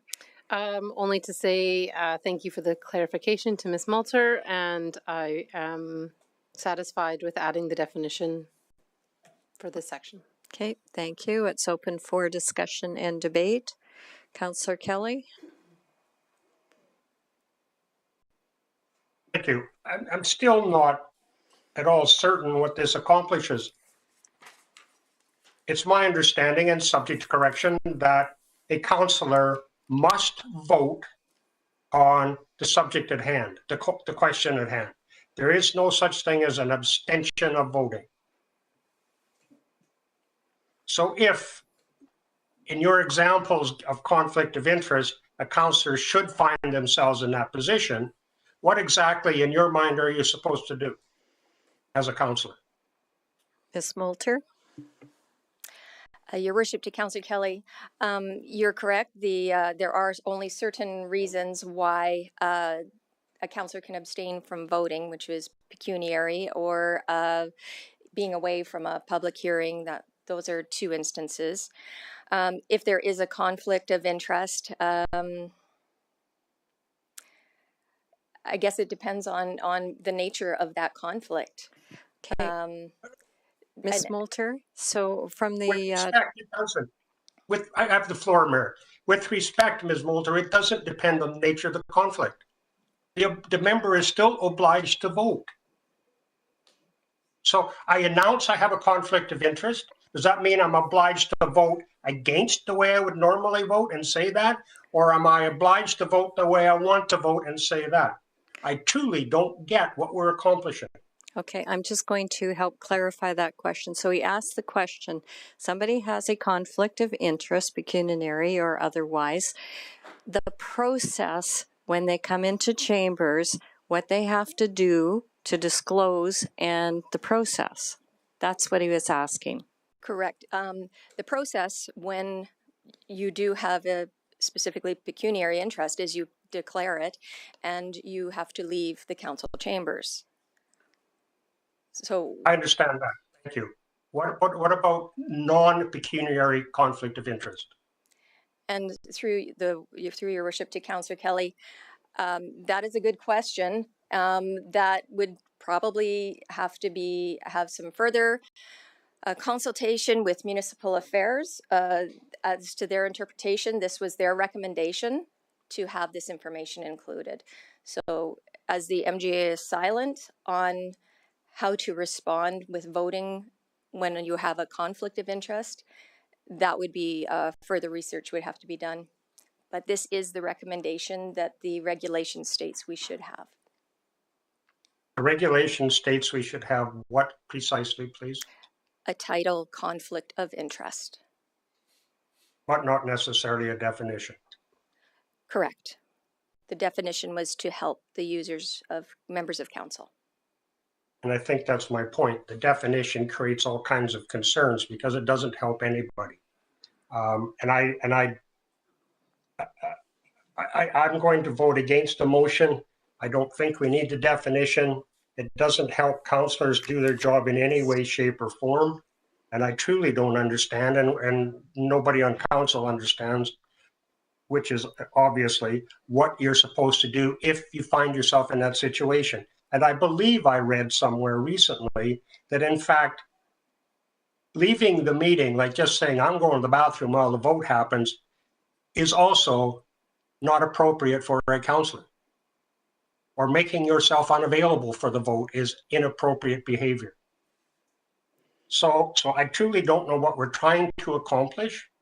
And I think we're seriously muddying the waters here. And I don't want the definition in there. If in fact we have to have the heading, so be it. It changes nothing. But the definition makes it an issue. Thank you. Okay, thank you. Councillor Harris on discussion and debate of the amendment. Well, I somewhat agree with what Councillor Kelly is saying. I have always worked under the impression that if you have a reason to believe that you should not be engaging in the discussion of the matter before the body, or prepared to vote on the matter before the body because you believe that you have a conflict of interest or a pecuniary interest, for whatever those reasons, then ultimately your responsibility is to so declare. You then abstain from voting in discussion. You leave the chambers immediately until after the matter is resolved. That's a pretty straightforward thing, and it's been in the Municipal Government Act for as long as I've been dealing with it, since it's been 1981. So that's a few years. It hasn't changed. Those premises have always been in effect. So my question here is, then what are we accomplishing? And where did this come from? Because you presented the Code of Conduct bylaw some time ago, and we got embroiled in this discussion about having to add new things into it. So where are we at? Do we really need this? And where did it come from? Your worship to Councillor Harris, it is not a necessary thing to have an additional definition. It was based on the conversation at the last meeting that there were some comments that account members felt it would be helpful to provide that clarification. So without it, the bylaw still stands. It was just more for the helpfulness. So does this, in your opinion, help us in any way, shape, or form? Or are we just almost better to live with the wording that was presented and continue on with second and third reading with those elements so not necessarily defined. Your Worship, to Councillor Harris, I believe the bylaw stands. If this is council's bylaw, if you members feel that it provides clarity, it does help to have a better understanding of what a conflict of interest could be, then it's a value. If you don't find that it helps you, it just muddies the water, then it should be removed or not added. Well, where I come from as a member of this body is if I believe that I have run afoul in any way, shape, or form in any of the matters that are before us, then I will absent myself from discussion and I will so declare. That's pretty straightforward. And would that be accomplished? Would I be allowed to do that under the wording as it currently sits? Yes. Then leaving the wording as it currently sits would be just fine. But the motion that Councillor Macon has put on the floor doesn't make it any better or worse. It just puts something in the bylaw by way of supposedly a better definition. Is that your opinion? Yes. Okay, I'm confused, so I'm just trying to understand. Thank you. Thank you. Councillor Abatoye. Thank you for your presentation, Brenda. Just for a bit more clarity, because 2.5.2, it says receive a direct or indirect personal gain, benefit, advantage, or privilege as a result of a council decision in which they were directly involved. So if, for example, we have to make a decision and I have more information than other council members, that's privilege, isn't it? Your Worship, to Councillor Abatoye, I don't believe that's the intent. I think it's more the benefit. Is the personal benefit is the personal benefits. So the reason I ask that question is I feel like this definition is going to get us into all kinds of things. So I'm in support of removing the definition, leave conflicts of interest as is, and let it be subject to people's opinions or definitions, because again, when I read this, that's what I feel like. If I come to council chambers to make a decision and maybe someone that's involved in whatever motion or situation has come to speak with me in private, that means I have privilege over or advantage over, I've gained advantage over other council members. Does that mean I need to, leave the council chambers? I do not believe that would be exactly. The intent. So that's why I feel like having this definition, and it feels like we're getting into the weeds of things. So in my opinion, I think that we should just leave the definition out of it and just leave conflicts of interest or pecuniary interest will be better. But I understand there might be situations where there might be non-pecuniary interest.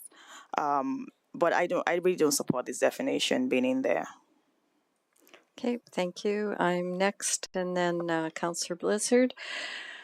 So, as we go back to the meeting that you originally brought this forward, and it had conflict of interest in there, were you not tasked with defining what conflict of interest was? Because it's my recollection that somebody had said, well, it's only pecuniary interest. What other areas are there? And so that's, I guess, is kind of my question. You're just doing what you were asked to do? Your Worship, that was my understanding. Okay.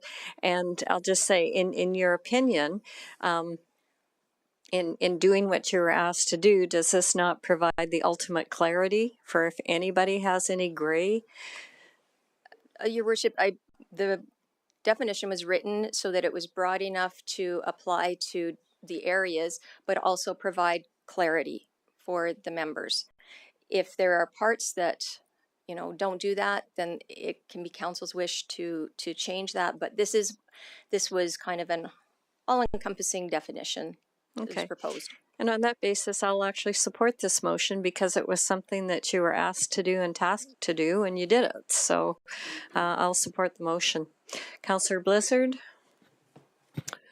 Well, after listening to all the questions and people going, so conflict of interest is, I really feel we need a definition of it because they obviously don't know. So I think it is vital to have this, even though it's not maybe the 100%, but it is vital because why are people asking what it is when it's, you know, there is a definition or you already know. So then you could say, well, I know the definition, I don't need all this, but clearly there's lots of people not 100% sold on that they know what it is. So I will support this because I think it needs to be in here. Okay, thank you. So I'm going on to, round 2 of discussion and debate. Councillor Kelly. Yeah, thank you again. And I'd like to go back to the questions that Councillor Harris asked and the response that were given. It has been my understanding for 5 years that a councillor can excuse themselves under the Municipal Government Act. A councillor is obliged to excuse themselves from the meeting if for a pecuniary interest issue.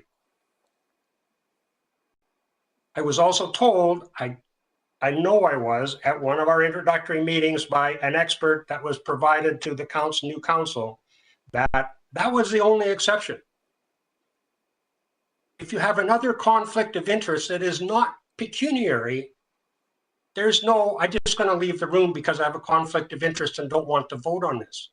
It's not acceptable. It's not allowed in the Municipal Government Act. Simply not allowed. So I'd like clarification on that, please, because I think that's critical to the discussion, and I'm hearing mixed answers. Okay, I've got Mr. Dance. Through your worship to Councillor Kelly, it is there's a couple things going on here that are subtle, but the way I try to wrap my head around this is the conflict of interest was supposed to be a section that's broader. It includes pecuniary. The MGA is very, very specific about pecuniary interests and not participating in a vote. The conflict of interest section was intended to be broader. So just because there is another conflict of interest or a potential of another conflict of interest doesn't necessarily mean you can't vote. If you look within the sections of the actual document, section 10, it talks about going in with an open mind and being free of persuasion. So it's not dictating that you're going to leave the room. It just speaks to being open to persuasion, and it speaks to being open to free from undue influence. So it's a broad section that captures both pecuniary as well as guidance for other conflicts of interest. Thank you, John. But with respect, I don't think you answered my questions yet. Under the Municipal Government Act, it is expected with a pecuniary interest issue that the councillor will announce and excuse. That's expected. But there's no other reference whatsoever in the Municipal Government Act allowing a councillor to announce or disclose the conflict and then excuse themselves. That's my question specifically. Is that behavior allowed under the Municipal Government Act? Mr. Dance? Through your worship to Councillor Kelly, my understanding is no, it would just strictly be the pecuniary interest is the only thing that is covered within the Municipal Government Act to excuse yourself from voting. So, thank you, John. Then I would encourage Councillor Harris to think about that and ask, or to me it just muddies the water. I think the reason the municipal, and I didn't draft the Municipal Government Act, everybody knows that, but I suspect the reason they didn't address it is because of the types of things we're finding ourselves getting into today. It's an issue. I suspect also that it's thought that if a councillor finds themselves in one of these broader conflict type situations, that it's up to the councillor to remove the conflict. I think that's our mandate, to make sure we don't get into the conflict, and if we find ourselves there, to remove the conflict, not just abstain from voting. And that's right. I don't think we need the definition. I understand that Ms. Moulter was instructed by somebody, it could have even been made to get a definition. Now that I've read the definition, it creates other issues. So I don't have to vote for the definition just because she was asked to provide it. Now that I've seen it, it still creates issues. Can't vote for it. And it doesn't, doesn't do anything except create problems for a councillor, because leaving the room is not an option. Thank you. Okay, thank you. Councillor Harris. So I'm looking at Appendix A. And Appendix A is what we're suggesting would include all of the amendments, the deletions, the red line out, and then the addition. So when we go to section, which is now 2.5, and so if Councillor Macon's motion passes, then this wording would be injected in to the bylaw. That's right? correct. Well, when I look at this makes eminent sense to me. So when I read that, I said conflict of interest means any situation that exists or is perceived to exist in which a member takes part in a decision in which they are unable to remain impartial in choosing between the interests of the city and their personal interests. And typically, that's defined in the past, from my experience, as generally a financial benefit or some other means by which ultimately would benefit them in some way. Or received a direct or indirect personal gain, benefit, advantage, or privilege as a result of a council decision in which they're directly involved. I think that ultimately does clarify things. And I think that adds value, and I guess I would disagree with Councillor Kelly that it does. And then ultimately, these are the things that ultimately, individually, you would have to look at and say, yeah, I can't vote for that because my wife is a shareholder in the company that would draw benefit from adding the economic study to this thing. And, ultimately, so you don't have to be too effusive about it. But you say, I have a net personal gain in this, and I am abstaining from voting in discussion, I leave. So the intent is that this definition then helps us as individuals to understand, to a certain extent, of how to preclude yourself or how to deal with yourself. I agree. That's what you're getting at? Correct. On that basis, I can support it. Okay, thank you. Councillor Blizzard, we'll go to close. Well, so the MGA says we must have a section in our bylaw that says conflict of interest. No, Your Worship, to Councillor Blizzard.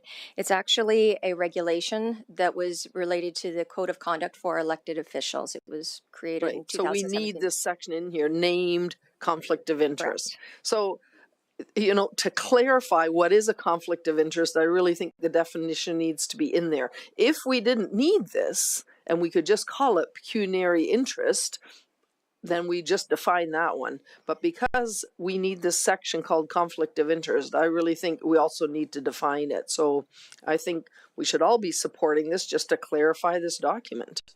Anyway, I will support it. Okay, thank you. I'm going to go to Councillor Macon on close. Thank you. I guess all that I would add to what the discussion has been so far is that removing it doesn't actually change what it is. Right? Like those words on that page are in fact what conflict of interest is. And even if we took it out, it is still that. So whether you agree with it or not, it doesn't change anything by taking it out. That is still in fact the definition of a conflict as far as our work on council goes. So I still support leaving it in. Thank you. Okay, thank you. The motion is now closed for the amendment. Please cast your vote.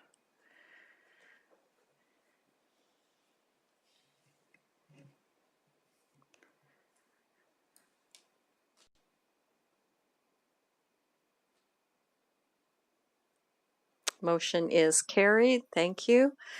Okay, so there are two more recommended ones for section 9.4, if anybody is interested in.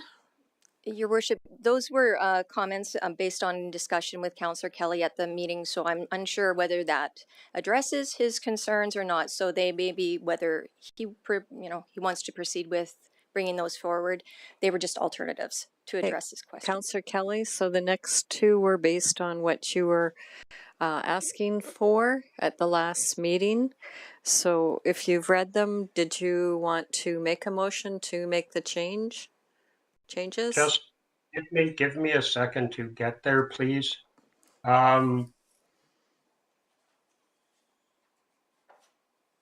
The one in 9.4.2, when we're talking about land acquisition or disposal always being subject to the confidentiality requirement. I'm still, what I was after there wasn't this particular change that is deemed to be confidential by council administration. We've always deemed it to be confidential. The question I had was, on what purpose or what situation does it have to be confidential? I'm assuming that we should always, first of all, try to make decisions in an open court, open council session. So I was looking for a rationale, and I didn't get that. Ms. Moulter? Your Worship, to Councillor Kelly, that was just proposed wording based on the discussion. So if it's felt that it doesn't meet your needs, then it doesn't have to go forward, or if you have alternative wording, or it can remain the same.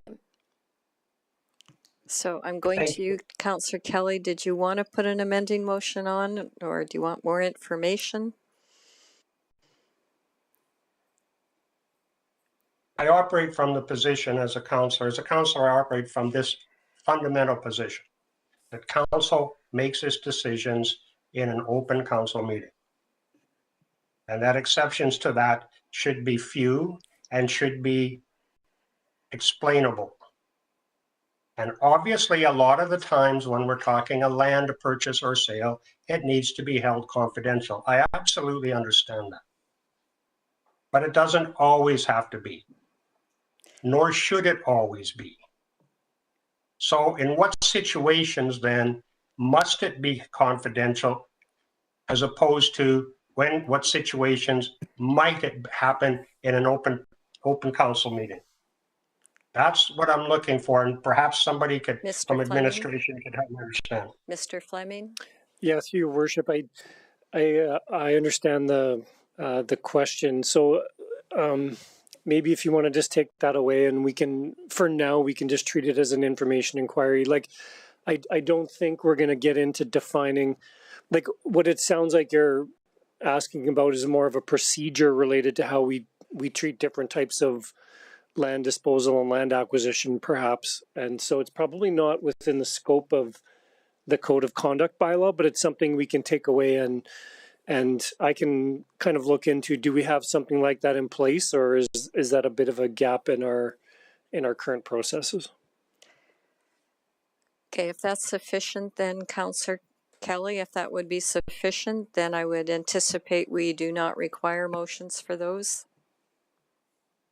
Okay, it's going to have to be, I suppose, Mayor Catcher, but 9.42 states that anything to do with land will be confidential. That's the way it's worded now. And I'm wondering why we have to have it that way. It doesn't give us any alternative. So if administration is prepared to come back with an explanation as to why every land transaction must be treated as confidential, I can live with it for now, but I'm really reluctant to let this slide without understanding why it has to be this way. Okay, so then there is no motion coming forward. Mr. Fleming, do you have a comment? And then I'm going to move on. In that case, then the amendment for 9.4.2 that was proposed might be what you're looking for now, at least, because that gives the flexibility to say we can deem it one way or the other, and then down the road we'll have to have a conversation about what our actual procedures are. So that one amendment does give a bit of flexibility. And thank you for that. Perhaps I missed that nuance. So with the new wording, Mr. Fleming, somebody is going to have to make the decision and let council know that it has been deemed that way, and presumably offer an explanation at that point as to why. Through your worship, I would agree with that, and I'd say that's been our procedure, you know, historically, but this probably gives it a little bit more formality. Okay, so on that basis, then, did you want to make the amending motion for that one, for 9.4.2? Yes, I do. Thank you. Do I need to read it, or can I just let it? It's better if you read it. Okay, I think I've got it here. I move that 9.4.2 be amended by adding the words "that is deemed to be confidential by council or administration." Yeah, I'll accept that. Okay. Do you have anything further to speak to that? No, we spent enough time on it. Thank you. Okay, thank you. So it's open for discussion and debate. Councillor Harris? Okay, so picking up on Councillor Kelly's last point, so ultimately what would then end up happening if we follow 9.4.2 to its logical conclusion, administration would then come back and say this is confidential because it's protected in accordance with section XXX of the Freedom of Information Protection of Privacy Act, and is then considered to be a matter to be discussed in camera. Is that ultimately kind of like the way you would deal with it from a procedural standpoint? Because I don't think we need to clarify that any further than that, because ultimately that's what you're required to do. Okay, you give us advice accordingly. Is that correct? Yeah, so Your Worship, generally speaking, the confidentiality comes into play if you're gonna harm the business interests of a third party, or if we're gonna harm our negotiating position.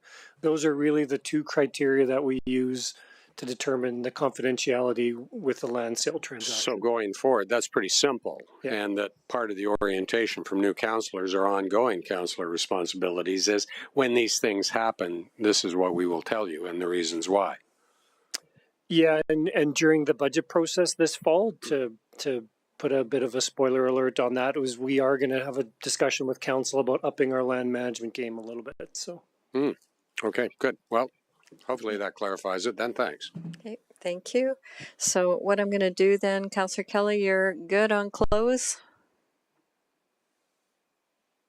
Yes, thank you. But I do have another point that I'd like to discuss with council on this before we're done this section in total. Thanks. Okay, so this motion is now closed on 9.4.2 to add the words "that is deemed to be confidential by council or administration." Please cast your vote. That is carried unanimously. Okay, so we're just dealing with this section right now. Was there something else pertaining to this section? Councillor Kelly? No, it took me a second to get the unmute button. It's not pertaining to this specific section, but it is it's a different section within the Code of Conduct bylaw that I'd like to discuss with council. Okay, so it's okay. Yeah, you can go ahead. Tell us what section so we can go into it. You bet. Thank you. 5.2 and 5.3.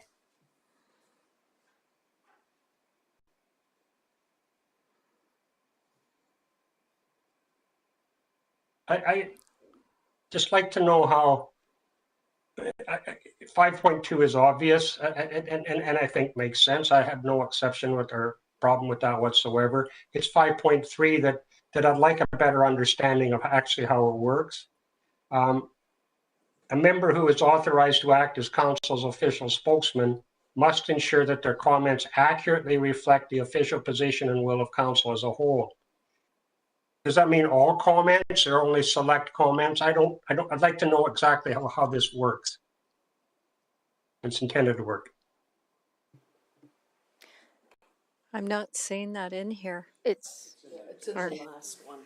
If you go to the other. Your Worship, to Councillor Kelly, my understanding of that section would be if you were acting in the capacity as a spokesperson for the city, for council, that you would relay that message that is council's message and not that of your own individual message.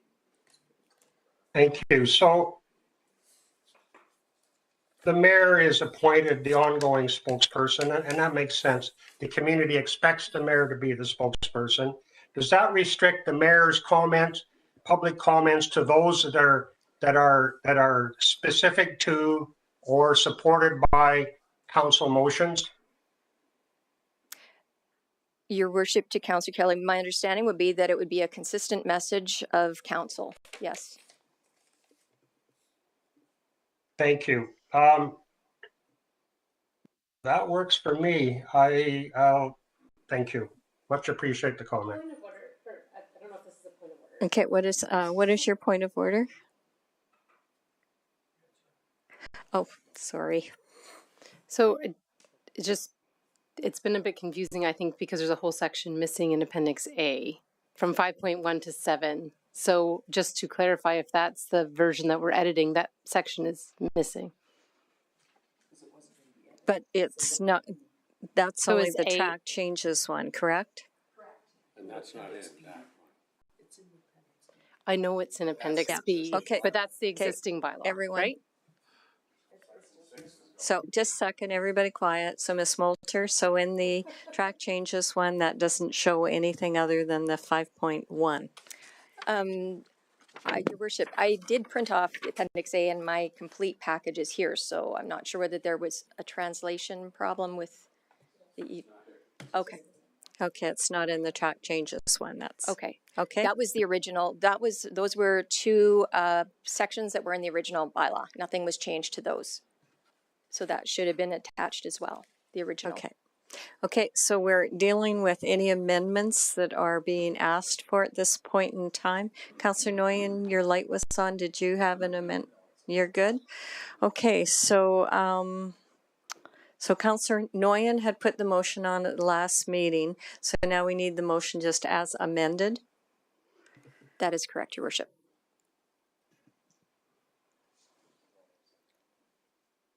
Go ahead. Did you? No, it's yours. It was yours, so. I move that council give second reading to the council code of conduct bylaw C-1822 as amended. Okay, thank you. Do you wish to speak in favor? Yes, it's obviously we had some good discussion, insight, and thought into this document. Ultimately, it's going to govern how we act and the rules that we should follow. So I think it's very important to us, and we only have once a term to review this and give feedback. So it's good that this council is very comfortable with the document in a whole and adopts it. Okay, thank you. Okay, it's open for discussion and debate. Councillor Harris. Okay. So in our council eScribe package, we have a report. Then we have an Appendix A, and we have an Appendix B. And the way I'm reading Appendix A is the draft bylaw C-1822, which has had one reading and which is up for second and third reading. I'm just trying to be mildly clear. When I look at the track changes, which ultimately is Appendix A, there is nothing other than section 5.1. So the stuff that is in the bylaw that exists, that is something 18, has 3 or 4 more sections that you made reference to, is not in this. So we have, or section 6. So we have incomplete information before us at the present time. And I cannot, in all good conscience, work any further on this particular bylaw until it has been radically and categorically clarified. And I think that would be a disservice to council to even have any more discussion on this thing. So I'd suggest it needs to be tabled until Mr. Kaiser. Yeah, thank you, Your Worship. It does appear on my eScribe front, so I fear we might have some sort of technical issue. So I would ask that we maybe take a break and try and remedy that, just so we're all on the same page. Okay, I'm just going to ask a question though. Even though there's the track changes one, the bylaw that's in there, unless we make an amendment to it, that still refers to that one. So we've only made the 2 amendments that impact that. So it's really irrelevant. It's the original document, and then we've made 2 amendments to it. So what is the original document? So the original document is Appendix B, correct? Correct. So that's the one that we're making amendments to. Folks, the bylaw that is presented in my copy of the report says bylaw C-1822. That is what I am contemplating as the reference document for which we are discussing. And I understood that the yellow track changes were the things that were inserted into that new bylaw, the new version of bylaw C-1822, that we could vote on to address Councillor Kelly's original questions, observations, or to make it a more wholesome and fulsome document.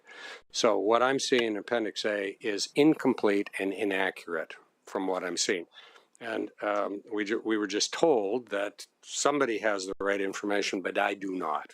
And I am, like all of you, are in the position to vote on this. Okay, I'm going to go to Miss Moulter.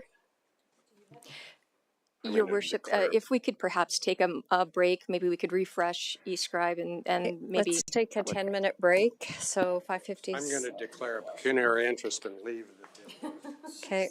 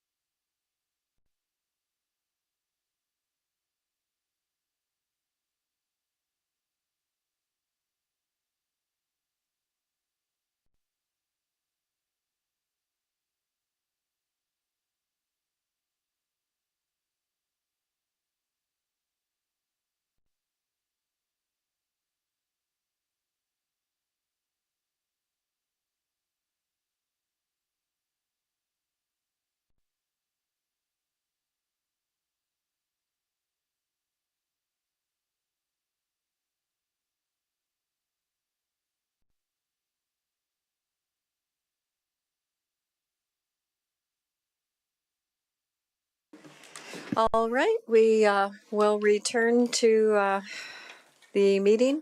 So because there was a glitch on the eScribe, so administration has provided the paper copy to council and has, I believe, emailed a copy to you, Councillor Kelly. So you should have an emailed copy. Mayor Katcher, I've been working off a version that is accurate. I used the link provided by Cheryl for the entire thing, the entire package, and I loaded into the editing program that I have, and I do my reading there. So the link from Cheryl had the correct version, Okay. And that's what I've been reading from. So I'm good to roll. Good. Well, it's good one of us had the right stuff. All right. Okay. So let me see where we were. We were in discussion and debate, and I think I had what, Councillor Blizzard? Were you? No? Okay. I've lost everybody. Okay, we're on discussion and debate. Is there anything further for second reading as amended? Not seeing anything on close? Go ahead. Oh. Yeah, like I said at the beginning, I think this is very good that we're putting some thorough thought into this document. The way I read this when I was reviewing it is that there's many parts of the wording and terms that are open to or could be open to some interpretation, and I think it's the responsibility of the members on council to interpret this in the best way that we can. So I thank you for your work on it, and I'm pleased to vote in favor of passing this. Okay, thank you. The motion is now closed for second reading as amendment. Please cast your vote.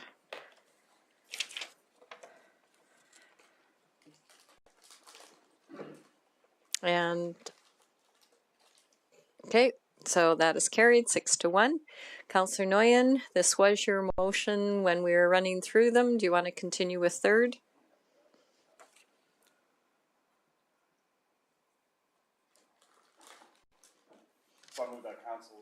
Oh, sorry. Go ahead. Move that council give third reading to the Council Code of Conduct Bylaw C-1822. Thank you. Do you have anything further to speak to? You're good. Is there anything on discussion and debate? Not seeing any. Nothing on close? You're good, Councillor Nguyen? You're good. Motion is now closed for third reading. Please cast your vote.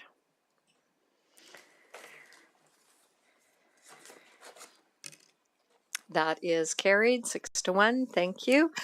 All right, we will continue on with meeting procedures bylaw. Ms. Moulter? No, Mr. Kaiser. Both of your names are on there, so.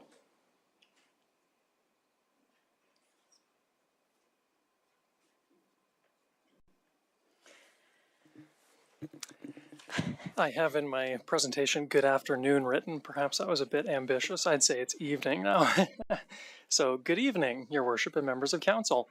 I am here this evening to present Meeting Procedures Bylaw C-2922, an update to the current Procedures Bylaw C-1118, and also recommend that council give the proposed bylaw 3 readings. This revised meeting procedures bylaw was first presented to the Committee of the Whole on October 18th and contained a few primary changes from the current bylaw, being the inclusion of consent agendas, which enable the approval of several items in a single motion, changes to the withdrawal of a motion, and other somewhat minor changes to improve bylaw legibility and meeting efficiency. Following the Committee of the Whole meeting, changes were made to Section 4.1, as phrasing on what constituted quorum caused some confusion, and Section 27.6.5, sub I, addressing the motion to amend. An edit was made to clarify that more than one amendment can be made to a main motion, but not until that amendment and any amendment to that amendment is resolved by a vote. And then finally, during the Committee of the Whole, there was some discussion surrounding clarifying questions permitted under Section 21.2, and concerns that these questions often allow for debate to occur before a motion has been made. Given that feedback, we again reviewed the provisions of Robert's Rules of Order, procedural bylaws of other municipalities, and had the opportunity to ask for some guidance during a session with a registered parliamentarian, which was hosted by the Alberta Municipal Clerks Association. After reviewing the findings, it is our recommendation that Section 21.2 remain the same, as it is procedurally appropriate to allow for questions before a motion is made, but only for the purpose of forming that motion. Having said that, the MGA does give municipalities a lot of agency over their procedures bylaws, but they should remain consistent with widely adopted parliamentary procedure and best practices. So some alternatives have been included in the report before you, but again, our recommendation would be to maintain our bylaws' current direction of allowing clarifying questions. I will now conclude my presentation and address any questions you may have.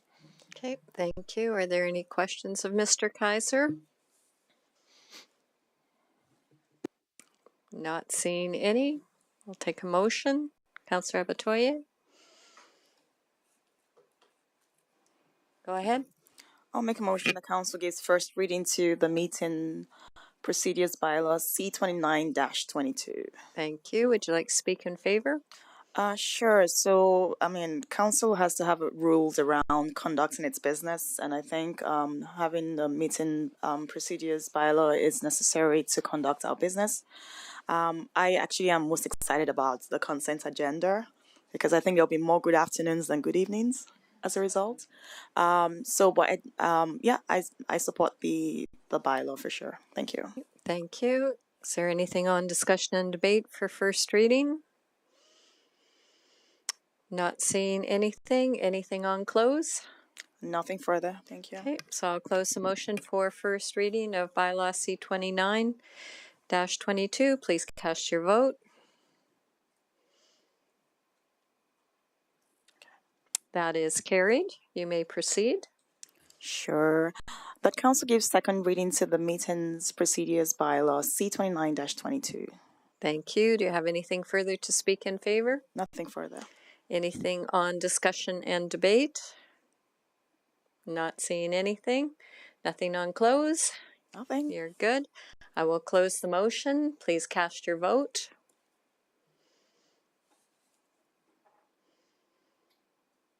That is carried unanimously. You may present it for unanimous consent. The council provides unanimous consent to proceed with third reading of meetings procedures bylaws C29-22. Thank you. And I'm looking. That's okay. All right, I will close the motion. Please cast your vote.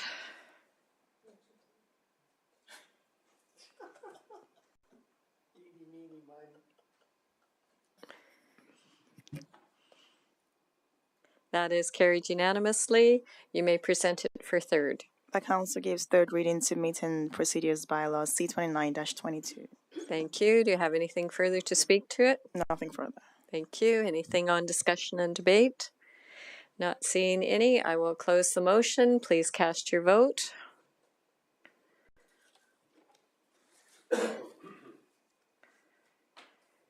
And that is carried. Thank you very much, Mr. Kaiser. Thank you. And thank you, Ms. Moulter. All right, we're going to move on to notice of motions. The first one is 9.1, Bike Skills Park. So this was moved from our last meeting. So Councillor Macon, you may read your motion in and then you may speak to your motion. Thank you. I'll make the motion that Council direct administration to allocate $70,000 from the Financial Stabilization and Contingency Reserve to support an initial investigation of the feasibility of constructing a bike skills park within Fort Saskatchewan that includes defining different scope program options for supporting amenities, potential locations, a Class 5 estimate for the project along with operating impacts, and exploring options for grant funding for the project, and further that the report be brought back for consideration before the end of 2023. Okay, I'll accept the motion. You may speak to your motion. Thank you. I'm really excited to talk about this motion today. I have heard about it for the past few years from a wide range of different residents. First and foremost, one of the things that has been kind of reoccurring theme in our city is that there's limited youth activities, and the youth I spoke to, as well as members of the youth council, were really excited about this prospect. It is an amenity for all ages, though, something that anyone from a very small child to a feisty senior can get out there and get on those into the Bike Skills Park. It's no secret, I believe, that we have the best trails in the region. Fort Saskatchewan has become a destination for trail users, and I really think that this would be a great addition to that already existing amenity.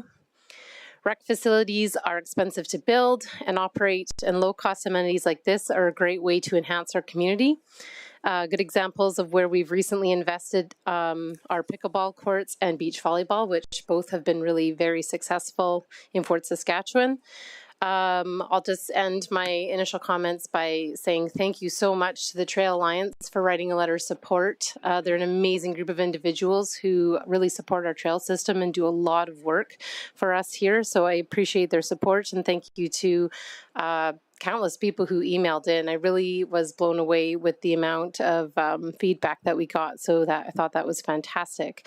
And I'll leave it at that for now. Thank you. Great, thank you. So the motion is on. It will be open for discussion and debate. Councillor Kelly, you're first. Thank you. Councillor Macon, I'd really like to support your motion. I think something like a Bike Skills Park makes some sense, or could make sense in the community. I have some questions of you, though, if you wouldn't mind. The responses that came through Cheryl, one of the responses referenced a request put out by yourself on social media asking people to respond. Did that in fact happen? Did you on social media ask people to respond to Cheryl? Sorry. Go ahead, Councillor Macon, you may respond. Sure, thanks for the question. I did ask people to respond to it. I put out notice that I was going to be making this motion, and I did ask for people to provide feedback for and against a Bike Skills Park and where they could send that to. Okay, super, thank you. One of the responses, in fact, I think several of them, but referenced the Bike Skills Park in Edson. I did go online, and that facility actually has a pretty good website. It talks at length about the history of the park and how it came to be. Did you have a chance to look at that, Councillor Macon?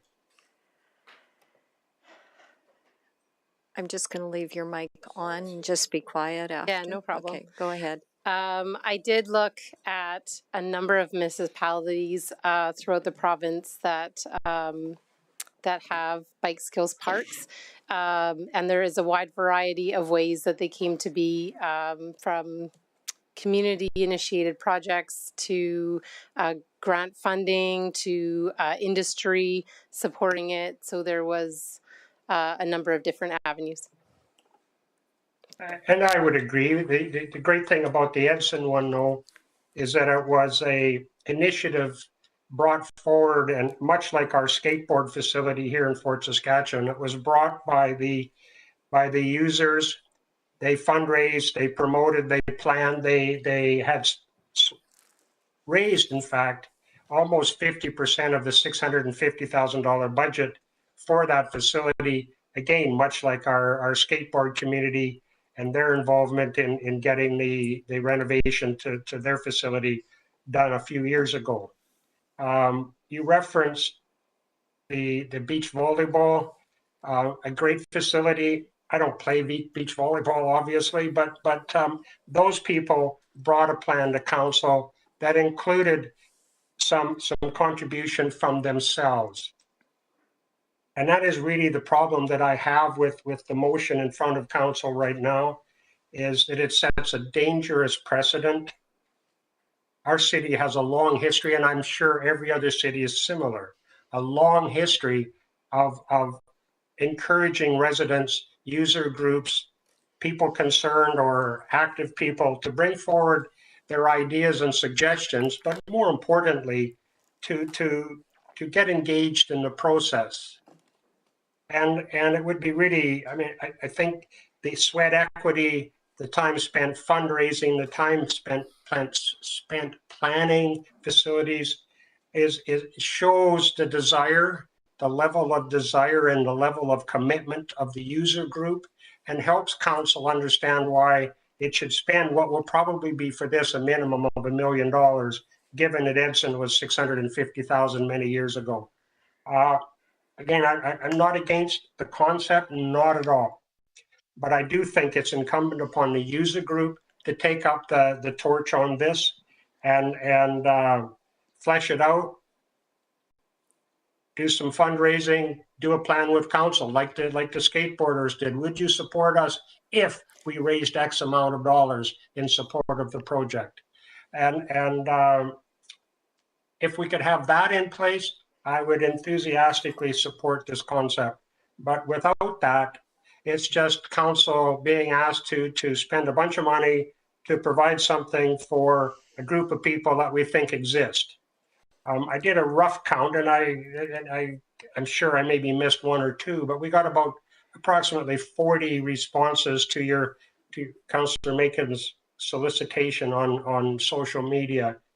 40 responses after being asked to participate in the discussion only represents 4 households of every 1,000 in Fort Saskatchewan. That's 4 households for every 1,000. I get it that biking is popular and our trails are popular, but 4 households out of every 1,000 suggests to me that perhaps the need for a bike skills park isn't quite as high as some people would hope it is. And if in fact those people that are aficionados, that are truly interested in the activity, if they want it, it's incumbent upon them to generate some enthusiasm in the community. I don't think it should be incumbent on council to build something and then subsequently hope that we, number one, built it properly and added the features that we should have, but to fund it up front with no clear indication that in fact that it's needed and that it will be kept busy by the user group. It sets a precedent. Our historical precedent goes back decades and decades, probably from day one of Fort Saskatchewan. User groups getting involved, having some equity in the project, and making a success out of the project or program at the end of the day. So like the idea, I do think that we got the cart before the horse on this, and sorry, but and with respect, I cannot support it. Thank you. Okay, thank you. We have more in the speaking order. Councillor Harris, you're next. A couple of questions, and then I'll make some comments relative to what Councillor Kelly just expressed. Where is an example of a bike skills park closest to the city of Fort Saskatchewan? I ride a bike. I've been riding a bike for a gazillion years. I probably don't do what those guys do, but where is a bike skills park that I can see? Because I see people riding little bikes that they flip around, they do stuff like that at the skateboard park. Is that a bike skills park, technically? So I'm going to ask, does administration know where the closest bike skills park is in the region? Mr. Fleming?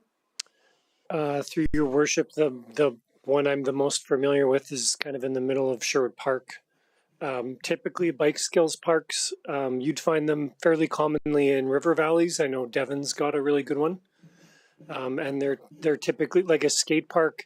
I mean, that's generally concrete and built more for scooters, and you can definitely BMX bike there. But I think they're dirt formations and most often in river valleys, not always, but. Okay, fair enough. So getting to Councillor Kelly's observations, this notice of motion ultimately would then just define, it doesn't put forward anything to council other than a potential amenity or an option for an amenity or options for an amenity, potential location, costs, things to think about, and that ultimately would then have to be injected into a capital budget, correct? If council of the day, whenever that is, thought it was a good idea and that the feasibility study, which this effectively is, pointed out that, yeah, this is a good amenity and here's what it would look like and here's what it would cost and here's what it would be, here's where it'd be located. Is that correct? So we're not talking about building one right away because we have no idea what it would be. At least I don't. Mr. Fleming? Through your worship, yes, that's correct. This is pretty high level feasibility. This gets you a potential location, some things to think about, a little bit of work around scoping, and hopefully a class 5 cost estimate so that it could be put in a 10-year capital plan. Okay, fair enough. And that's not a promise to anybody. And that ultimately could be the initial foray to talk to. I think we have a couple of folks here that look like they might be interested in this particular topic. You know, you look around the table of people that might use this, then ultimately you might get to what happened. And I do distinctly remember the skateboard process because I worked with the city at that time, and there was a defined need and there was a defined process, and the council of the day ultimately had a plan that ultimately allowed that thing to get built with the participation of users, and that made a lot of sense back in the day. And this could conceivably, so I can support the motion because it ultimately is just not doing nothing more than studying it and putting a box and a frame of reference around an amenity that this council or the next council could conceivably then determine whether it makes sense. Is that fair to say, Councillor Macon? Okay, on that basis, I can support your motion. Okay, thank you. I've got Councillor Blizzard, myself, Fabatoy, and Nguyen. So, okay, go ahead, Councillor Blizzard. Yeah, you know, I will support this motion. I think it's a great idea. I know I've talked about it before, that I kind of thought that was part of the Fort Center Park. I know years ago we discussed it and it was like a potential. I don't think it was a given that it might happen when a bridge is built and that downtown Fort Center Park is redeveloped, but wherever it goes, I kind of think of this along the way we do pathways. We don't wait for a user group to come and say, hey, let's fundraise to have another kilometer of pathways. It's kind of a city thing that we are proud of. I don't think it's a responsibility, but we've made it a responsibility because everyone's enjoying the pathways. Same goes for toboggan hills, municipal playgrounds. We're not waiting for someone to fundraise. If someone does, of course it helps it. It might speed it up to get something new. So you know, this will give us a cost, approximate cost. Are we looking at 100,000? Is this 500,000? And then maybe some of those groups, we have a Lions Pond where people go fishing, and I don't remember any single one of those fishermen being on a fundraising committee for that pond. That was done, I don't remember if it was all Lions, but maybe in conjunction with them. It's called the Lions Pond. But anyway, so they must add some input. We do have a lot of community groups that do fundraising for the good of the community. So maybe they can get involved once we know more of the costs. So I will definitely support this. I think it's a great idea. I see tons of bikers. I don't know if I'd use it because I don't want to hurt myself getting beyond that. But I do see that a lot. I think a lot of people would use it. So anyway. Great, thank you. Okay, I'm next in the speaking order. I'll support the motion as well. I think it's actually written quite well when it talks about the feasibility of constructing it. I don't think we do anything in this city without a feasibility study, so we can't do something unless we know where the sites might be, what the costs might be, everything that's put into this notice of motion. That's all of the information that a council will require when they make a decision. So I think it's a well-written notice of motion. I will fully support it, and then we'll see where council goes in the future for when something may get developed. Councillor Abatoye. Thank you. Just two quick questions before I speak on the motion. So how did we come up with 70,000, and do we have like an estimated? I know this is what's going to tell us how much it's going to eventually cost, but do we have like an estimate of how much it may cost? Mr. Fleming? An estimate of how much the final project might cost? How did you come up with 70,000 for this study, and then do we have just a ballpark? It doesn't have to be exact, obviously. We used $50,000 as the potential amount that we might have to pay an outside vendor to do the work. And we used $20,000 as what it might cost if we could find somebody to help us sort of internally manage the program, perhaps a contract staff person of some kind. That was really just the 20,000 contingency for us to try to secure some resources. Okay, and do we have an estimate of how much it may cost? Could it cost $1 million, for example? Through your worship, I really think you got to go through the exercise to get that. And the big answer is it depends, right? If we're talking about a few dirt piles in the middle of nowhere, probably not that much. But if you're saying, well, maybe we need a bathroom or a parking lot, or there's grading work that has to be done, or whatever, then it could it could start to get up there, I'm sure. Right. Okay. So. And just my final question is and this is a question for Councillor Macon, is the intention to also engage with user groups in this this whole program the next 1 year? I guess I would say I hope that they do. I think that would make sense. Okay, because I didn't say that in the notice of motion, but I do support the motion. I attended my first youth council meeting, and I talked about that at the meeting. I thought it was excitement. I think that this will give us information for us to proceed with eventually if this is something that the user groups confirm that is required, and we can definitely put it into our 10-year capital plan, and plan towards it. It's not something that has to be done right away, but I think this is a good first step, and yeah, I do support it. Thank you. Thank you. Councillor Nguyen. Yeah, thanks. First question back to Mr. Fleming, just in regards to what the study would accomplish. So for $50,000 for design options, how many options would we be looking at getting through this? So as you said, there is a real array of the scope of this that we could pursue, right? Yeah, through your worship, I don't think you're going to get what I would call design options, maybe more kind of high-level scope options, right? So it could be this approximate size or this approximate, like you'll just get a couple of broad sort of general scope options, I would say. Okay. Thanks for that. Yeah, this is a motion that I certainly see the value in, and I thank Councillor Macon for bringing this up and encouraging this community. It certainly is a specific user group.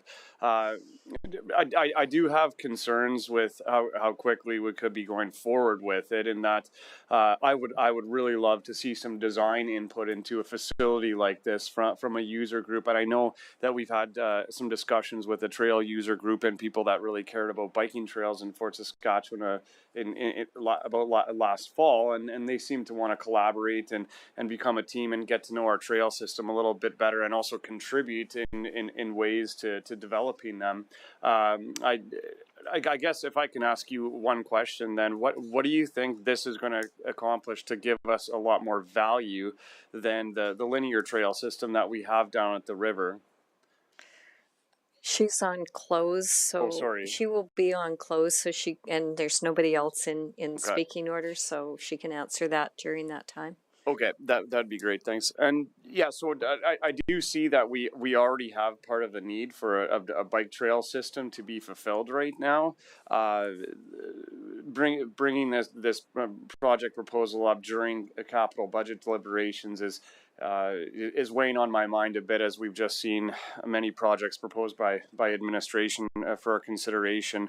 I would like to see this group get a little bit more organized and together and going in a direction that would contribute more to this project. And I think that type of engagement with them would ultimately create a better project and a better facility for our future. So I'm not going to support it right now, but thanks for all the feedback and discussion.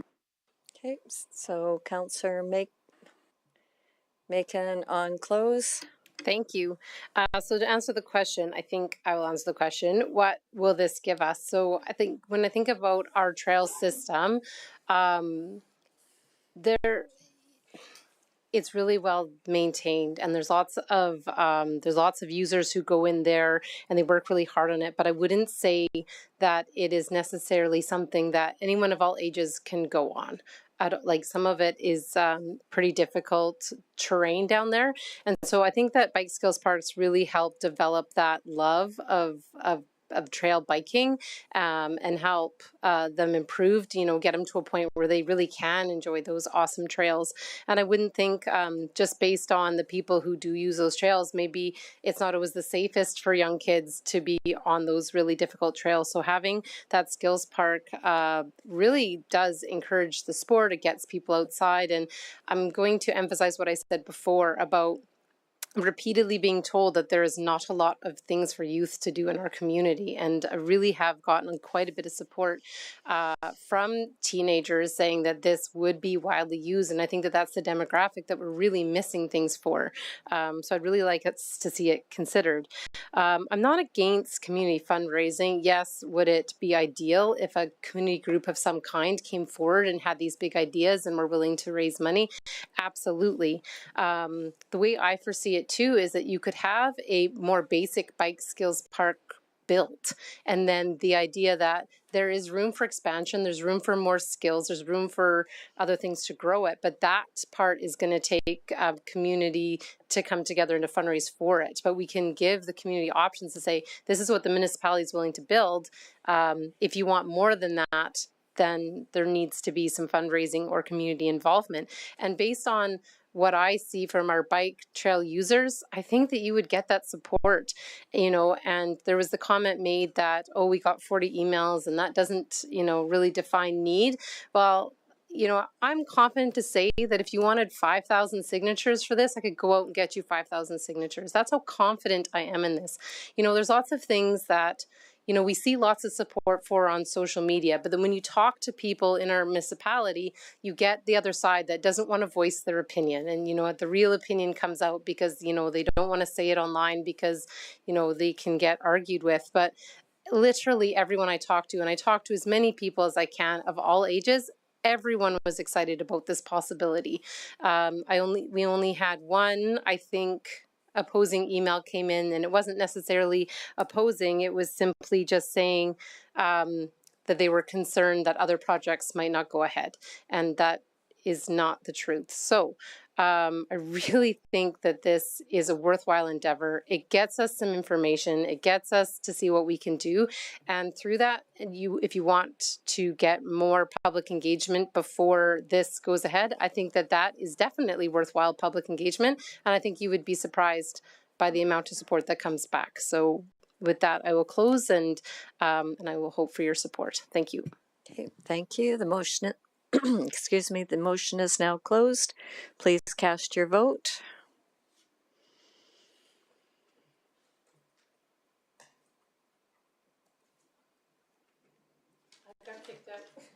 Oh no.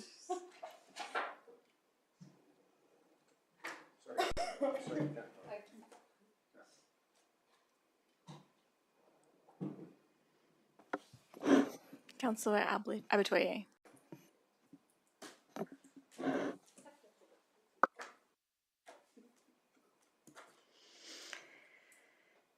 That is carried 5-2.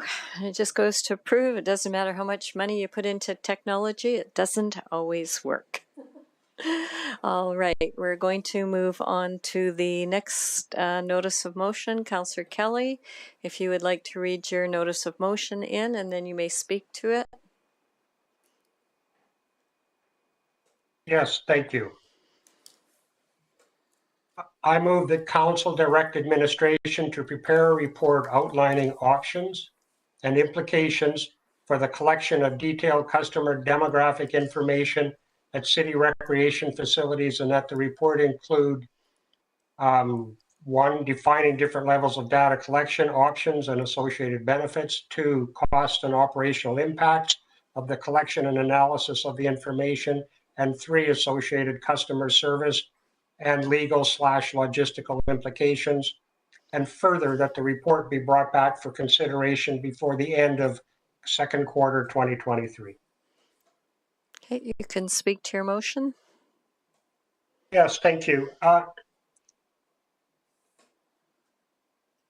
Data is fundamental to making wise decisions. It doesn't matter what industry or level of government or program or role you play in anything much past a sandbox. Data is critical. We now have organizations worldwide, world-class organizations that do nothing but collect data. I use that as an example of how important the data really is. Data of this nature will feed not just increasing the rates for our facilities. That's not the point of this. The point of the data is to understand what it is we're doing, what it is we do well, what it is we do badly, and maybe answer some fundamental questions. So data will feed our user fee policy. It will allow us to be rational or have a rational allocation of user fees, not just for recreation facilities, by the way, for all fees. Data will feed our service level policy. It will allow us to better define what service levels we should be offering and where we can maybe cut back or maybe where we can improve and increase. Data will feed our new or in progress capital asset management plan. It will allow us to better understand what it is we should be investing in the future or to sustain the future of Fort Saskatchewan. And data will feed also our communications policy. It will allow us to communicate with our citizens more clearly why it is and what it is that the city is trying to accomplish. I would add that this particular notice of motion doesn't add any additional cost to our budget. It's anticipated that it can be done in-house. There will be some time, absolutely, but it will be done by persons that are already employed within the city. That's it, I think. I think data is fundamental. And I'll leave it. I welcome comments. Thank you. Okay, thank you. The motion is open for discussion and debate. Councillor Macon. Thank you. I'll support the motion. I definitely support the data collection, and I am interested to find out the costs and operational impacts associated with that if we went through with it. Thank you. Thank you. Councillor Harris. I'm curious to hear from Councillor Kelly. Oh, just a second. Oh, try Doesn't that matter again. how much money you spend, you don't get good technology. I'm interested to hear from Councillor Kelly. What demographic information are you talking about? So I work out at the DCC. Do you want to know how old I am? Do you want to know how big my feet are? Do you want to know how big my family is? I mean, what are you looking for? I'm not sure, other than we know how many users we get at any facility at any time. So what do you anticipate falls into the category of demographic information of users at city recreation facilities? Councillor Kelly, I need to better understand what you're trying to get at. Okay, you can go ahead and answer the question. You bet. Thank you. Thanks for the question. It's certainly, I don't anticipate needing the size of your shoes, Gord. The use of the word detailed perhaps confuses it a little bit. It was, let me try to explain by way of an example. Council received some short time ago an email from a former councillor suggesting that user fees for recreational facilities needed to be kept low so that our users could afford them. And that might in fact be the case. But we have no data that says that low-income people, or can show us that lower-income families are the ones that are benefiting from the lower user fees. It's an assumption. I use that as one example only. So in terms of the data being that I you know what, I'm not an expert, but I can imagine that we would want to collect some basic data on age groups. Not your birth date, obviously, not that level of detail, but are you 6 to 7, 7 to 8, or are you 6 to 9? I would like to collect, I would think collecting postal codes would make sense. Not your address, postal codes. Why is that important? Because for very minimal cost, the CRA will provide family incomes by postal code, average, some stats around each postal code. So we could determine, if we had that data, for instance, whether or not the people actually benefiting from the lower fees are the ones that we hope are benefiting. So age group, I would like to have data that says how many unique individuals visit the facility in a year. We had a comment from some time ago, and I know it was a misstatement, but it woke me up a little bit. And the comment was that everybody in Fort Saskatchewan used Harbor Pool 4 times a year because we had 100,000 visits. We know that that's simply not the case, and I know that that statement wasn't intended to come out the way it sounded. But the opposite to that is that Harbor Pool could in fact be used 4 times per week by 800 users. And that would get us our 100,000 visits. So I think I've answered your question. Hopefully it's a little clearer. And did I hear somebody try to speak?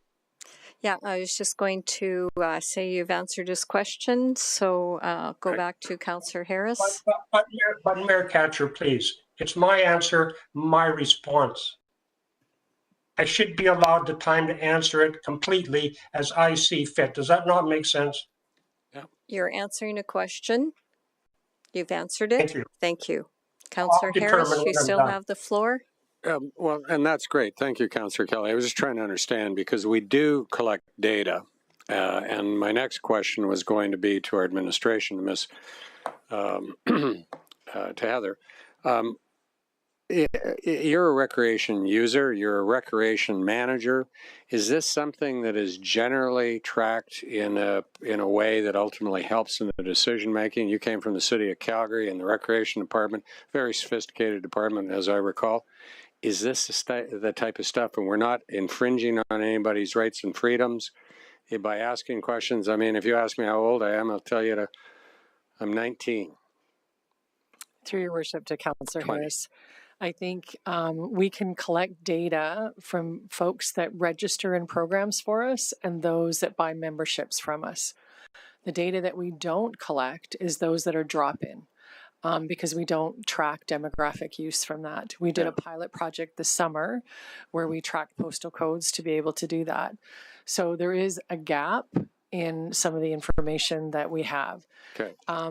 Typically, other recreation providers do not track this kind of data, but it doesn't mean that it can't be done. And I think that's part of what the notice of motion is about, is investigating the options of what's available and what's the impact to users. So do you see value in undertaking this should it pass tonight? And will it give us intelligent data on which to make programming and service-related decisions?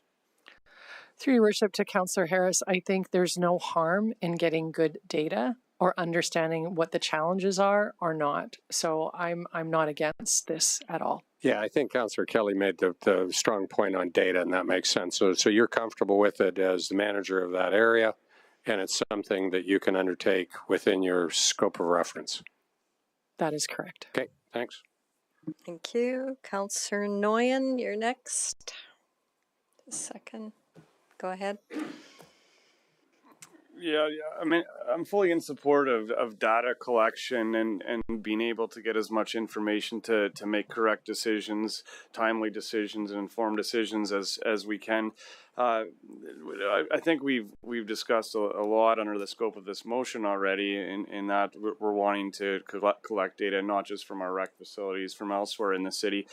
It was mentioned that we want to know if lower income families are benefiting from certain facilities. So are we looking to ask what a mean family income is that is going to be using a facility? That's not data that we should be nor can we be collecting. I think right now, from my understanding, we do a fairly good job of data collection and gauging who is coming through the doors at facilities, who are using our operations and how that's being used effectively. And to my understanding, if we're just talking about recreation services, that they are looking at or they are acquiring a new software in the near future that will go beyond the scope of, I think, what this notice of motion is looking to achieve. So and also another aspect of this is, I think that we need to be cognizant of what this is going to do for the increased scope of work on our staff. Obviously, we're asking a lot of them in different departments, and there's going to be certain cost implications eventually, when we do so and escalate the scope of their responsibilities. At this point in time, I don't see further benefit in doing data collection as presented, so I'm not going to support this motion.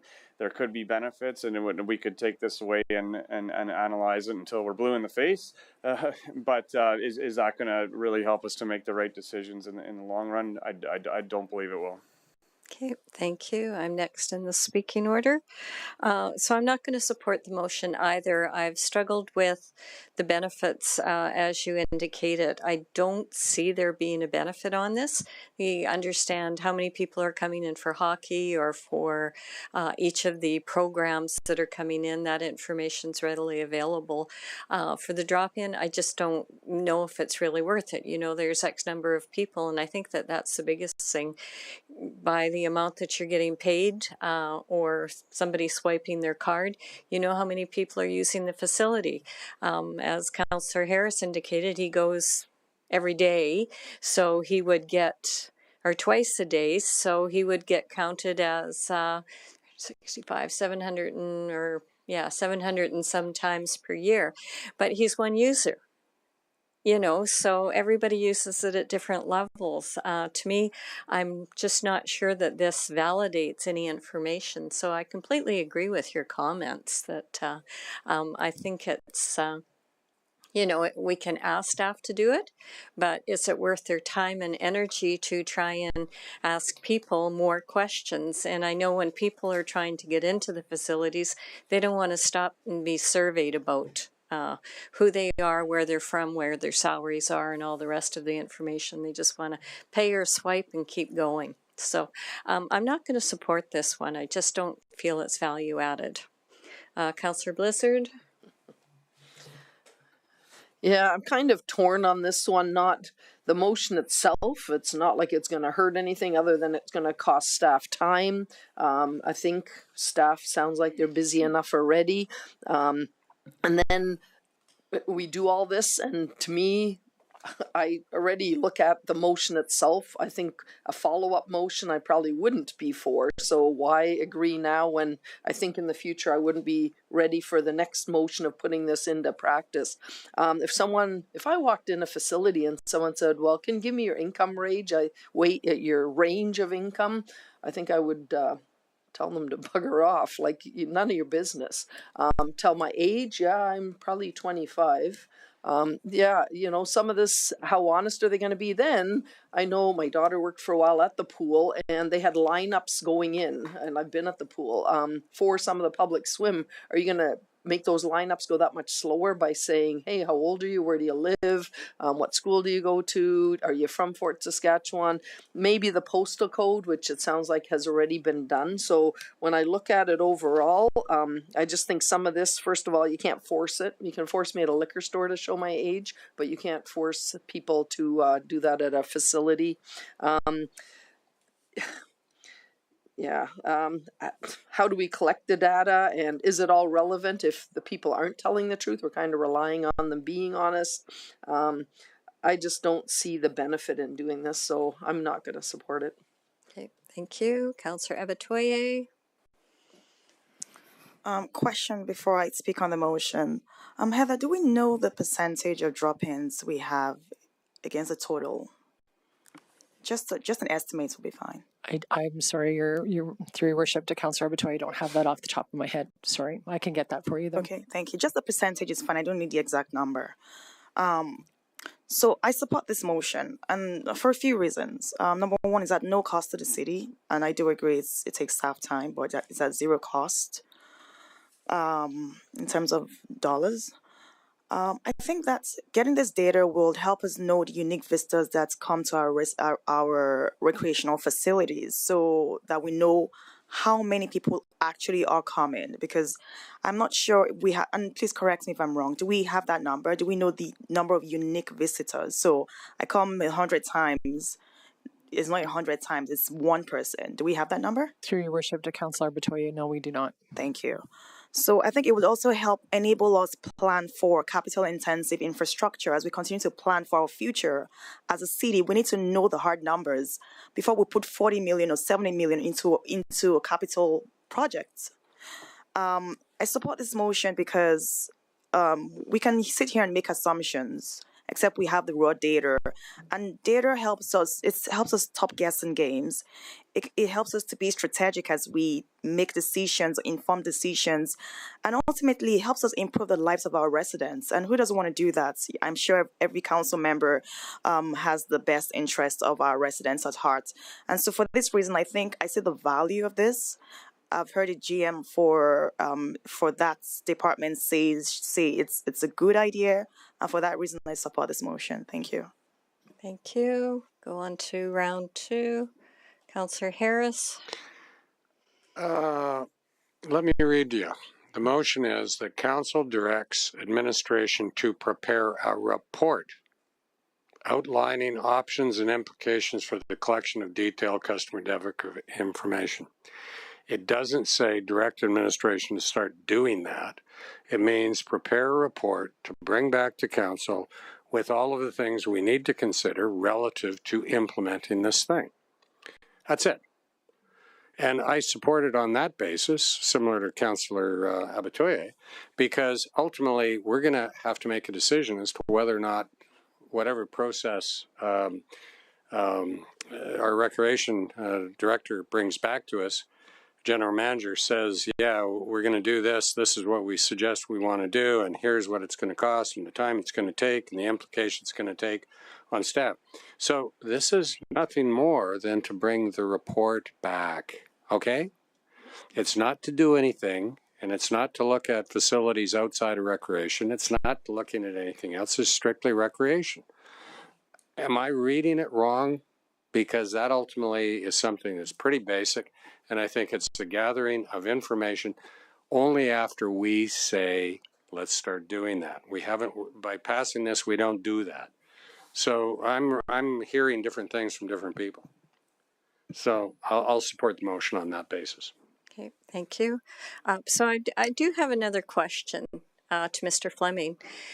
So with everything else that we do when there's a notice of motion and there's a study or a request, there's staff time that's involved. And this one says, prepare a report outlining all of these things. Why is there not a cost provided for having to do all of this information? I mean, we just heard from Mr. Morrissey it's going to cost him how many thousands to do something because they're overstaffed or overworked.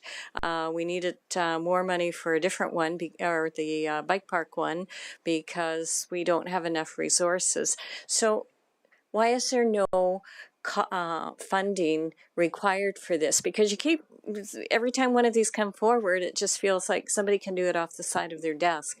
So why is this one different? Yeah, to your worship, I think you do make a point. Every single one of these has a cost, whether we define a financial amount to it as an incremental additional cost, or whether it consumes the resources that we have within the municipality. Every single notice of motion has a cost and an implication to the city's ability to get its work done and manage its operations. Every time there is a notice of motion, it requires, well, usually we discuss it when the wording's being put together, and then we'll discuss it after the fact or whatever to figure out how the work's going to get done. In this case, really what would probably be coming back would be a 3 or 4 page report just from administration at a fairly high level on what our thoughts are around a couple of different options, and the implications and the costs associated with data collection. So in this case, because we were given such a, like this doesn't have to come back until the end of Q2 next year, and it was meant to be a 3 or 4 page administrative report, I think we thought we could handle it. But in the end, it does take our attention away from, in this case, it would probably be the same folks involved in the recreation study right now that have to peel themselves away and find time to do this. So we could have looked at it with an incremental cost like we just did with the notice of motion just before this one. But in this case, we just thought it would be high level enough and of a sort of lower level of sophistication that we could do it. Okay, and I appreciate your answer, and I think it's fair to say that, you know, with the number of notice of motions that are coming forward, if it's going to continue to take staff away from the regular, you need to have a cost associated with it, because if you have to bring somebody in, you know, to do something, and even though you say, oh, it's a 3 or 4 page report, I know how long it takes me to write a 3 or 4 page report. So I can imagine by the time they go out and investigate all of this, it's not just the report writing, but it's the investigation. So I would question on this one, you know, well, why didn't you just put this one out to a consultant too? I mean, that seems to be the tendency, so. That'll be just my comment, but I think there has to be costs associated with these that are, you know, and not just buried off somebody's desk. So I'll just say that. Councillor Kelly on close. I was quite comfortable with not having a consultant engaged at this particular time. I think this is a journey and we don't have to make the decision today nor tomorrow, nor even at the end of first quarter next year. We need to investigate and keep moving forward. We try to improve our processes on a continuous basis, or at least we should. This is part of that. I thank Councillor Harris for actually reading the motion. This motion in no way, shape, or form suggests anywhere that we're going to ask individual users what their wealth is or their income. I honestly am blown away by some of the comments that were made. This is a very basic motion. Its intent is clear. Not asking your specific age. There's nothing in this motion that says that. I'm blown away. I honestly am. I think we've got the 4 votes I need, so this will pass. I'm good, Mayor Catcher. Let's call the question. Thank you. The motion is now closed. Please cast your vote.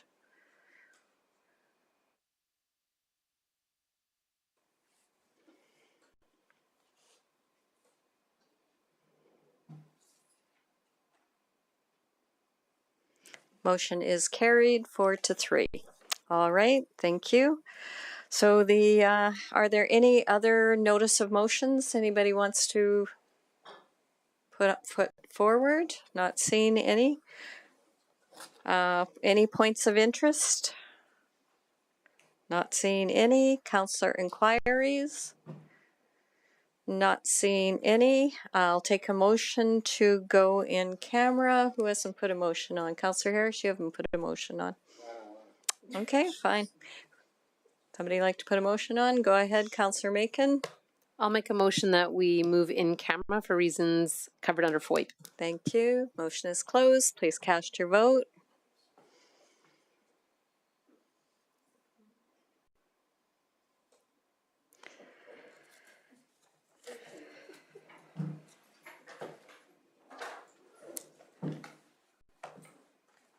And that is carried, so we will now proceed into in camera.